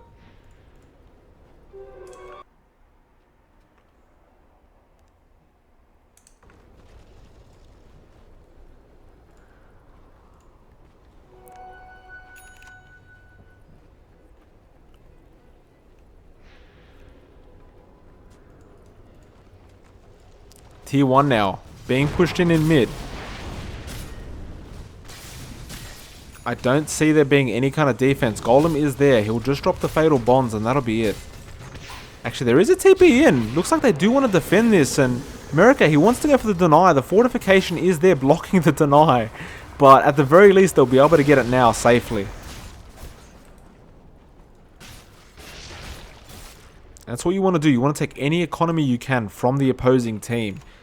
That being said, though, Okie Bears, he's got that Radiance recipe now. He's got the Sacred Relic. He just has to bring it out on the Courier, which is coming out right now. And it's just going to be very, very painful to go up against a Radiant spec. See the Yules available on Ashandi. The Dragonlance and the Maelstrom available on Realtree. Almost a mech up on Merc as well. He just needs the recipe now. And we saw the Chainsaw Blink Dagger available. So the side of the Dire, I mean, it's 15-9 their way. They've done very well for themselves this game already, which I was assuming they were going to do badly in the early stages of the game, but they're doing very well for themselves. And there's a smoke attempt now. They've realized they've still probably got a bit of advantage being in the early game, but they've got to make something happen. And it will be the Roshan. They've got the Vladimirs. They've got heaps of creeps to do it with. In fact, Lycan can just do it himself if he really wants. It just helps to have somebody else there to help him out. And, I mean, America, yeah, he does have his Deso, so he'll help a hell of a lot more. He also has a double damage, which helps quite a bit. On Serranos, he's in a bit of trouble at top lane. This may be a bit of a diversion, but the spec ulti basically gives vision of what's happening in the Roshan pit. They'll realize that Serranos was the target all along, so he'll get taken down. The question is, do they keep going for Roshan? And the answer is yes from their end. The problem is, though, it's given enough time for the Dire to come in. There's the Assassin onto America. Oh, Chainsaw. Beautiful stun, and he steals the Aegis. And now he's going to kill both of them. Watermelon gets taken out. Now America gets taken out as well. Cat Saturday trying to do as much as he can with the ulti, but it's not going to be enough. And Golem, he'll be the next target. And this is an absolute... Oh, my goodness. I mean... Oh... I mean, what do you do? The question was, do you finish the Roshan, do you not? They had vision in the Roche pit due to the shrapnel. Chainsaw gets a beautiful stun off. Steals the Aegis for himself. They get 4 kills from that. I mean, Prancing Roosters, they are on absolute fire at the moment. And I'll tell you what, I mean, the game could still go either way, but that was art. That was absolute art.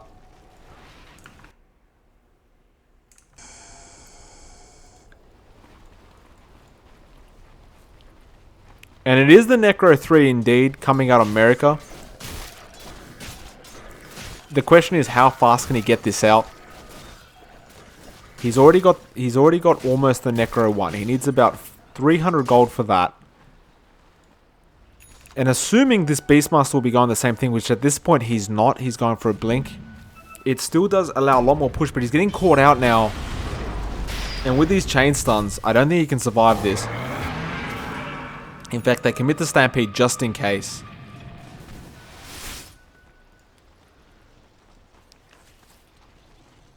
But this is not looking good for the side of Team USA. And Oki Bears, he's getting pretty tanky. He's got that Radiance, he's got the Vladimirs. In fact, he commits the ultimate now to see where everyone is. He might just find a straggler. And Golem is there for the taking, but there was a mechanism available on him, so he was okay. And sometimes with the specs, you literally just use that ulti to make sure you're safe.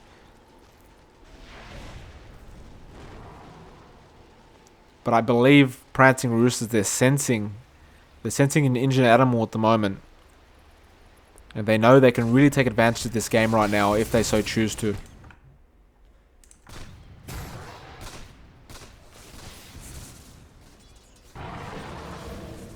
Ashandi going for that Aghanim Scepter as well, so even if the BKB comes out on the PA, it's not going to matter because she's just going to slice through it. And it's going to turn to pure damage as well.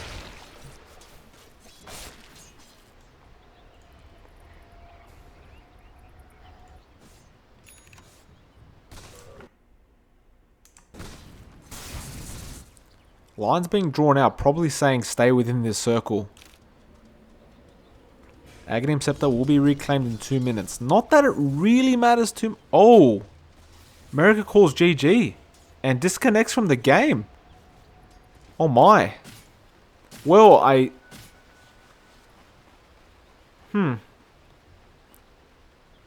Yeah, I think America tilted.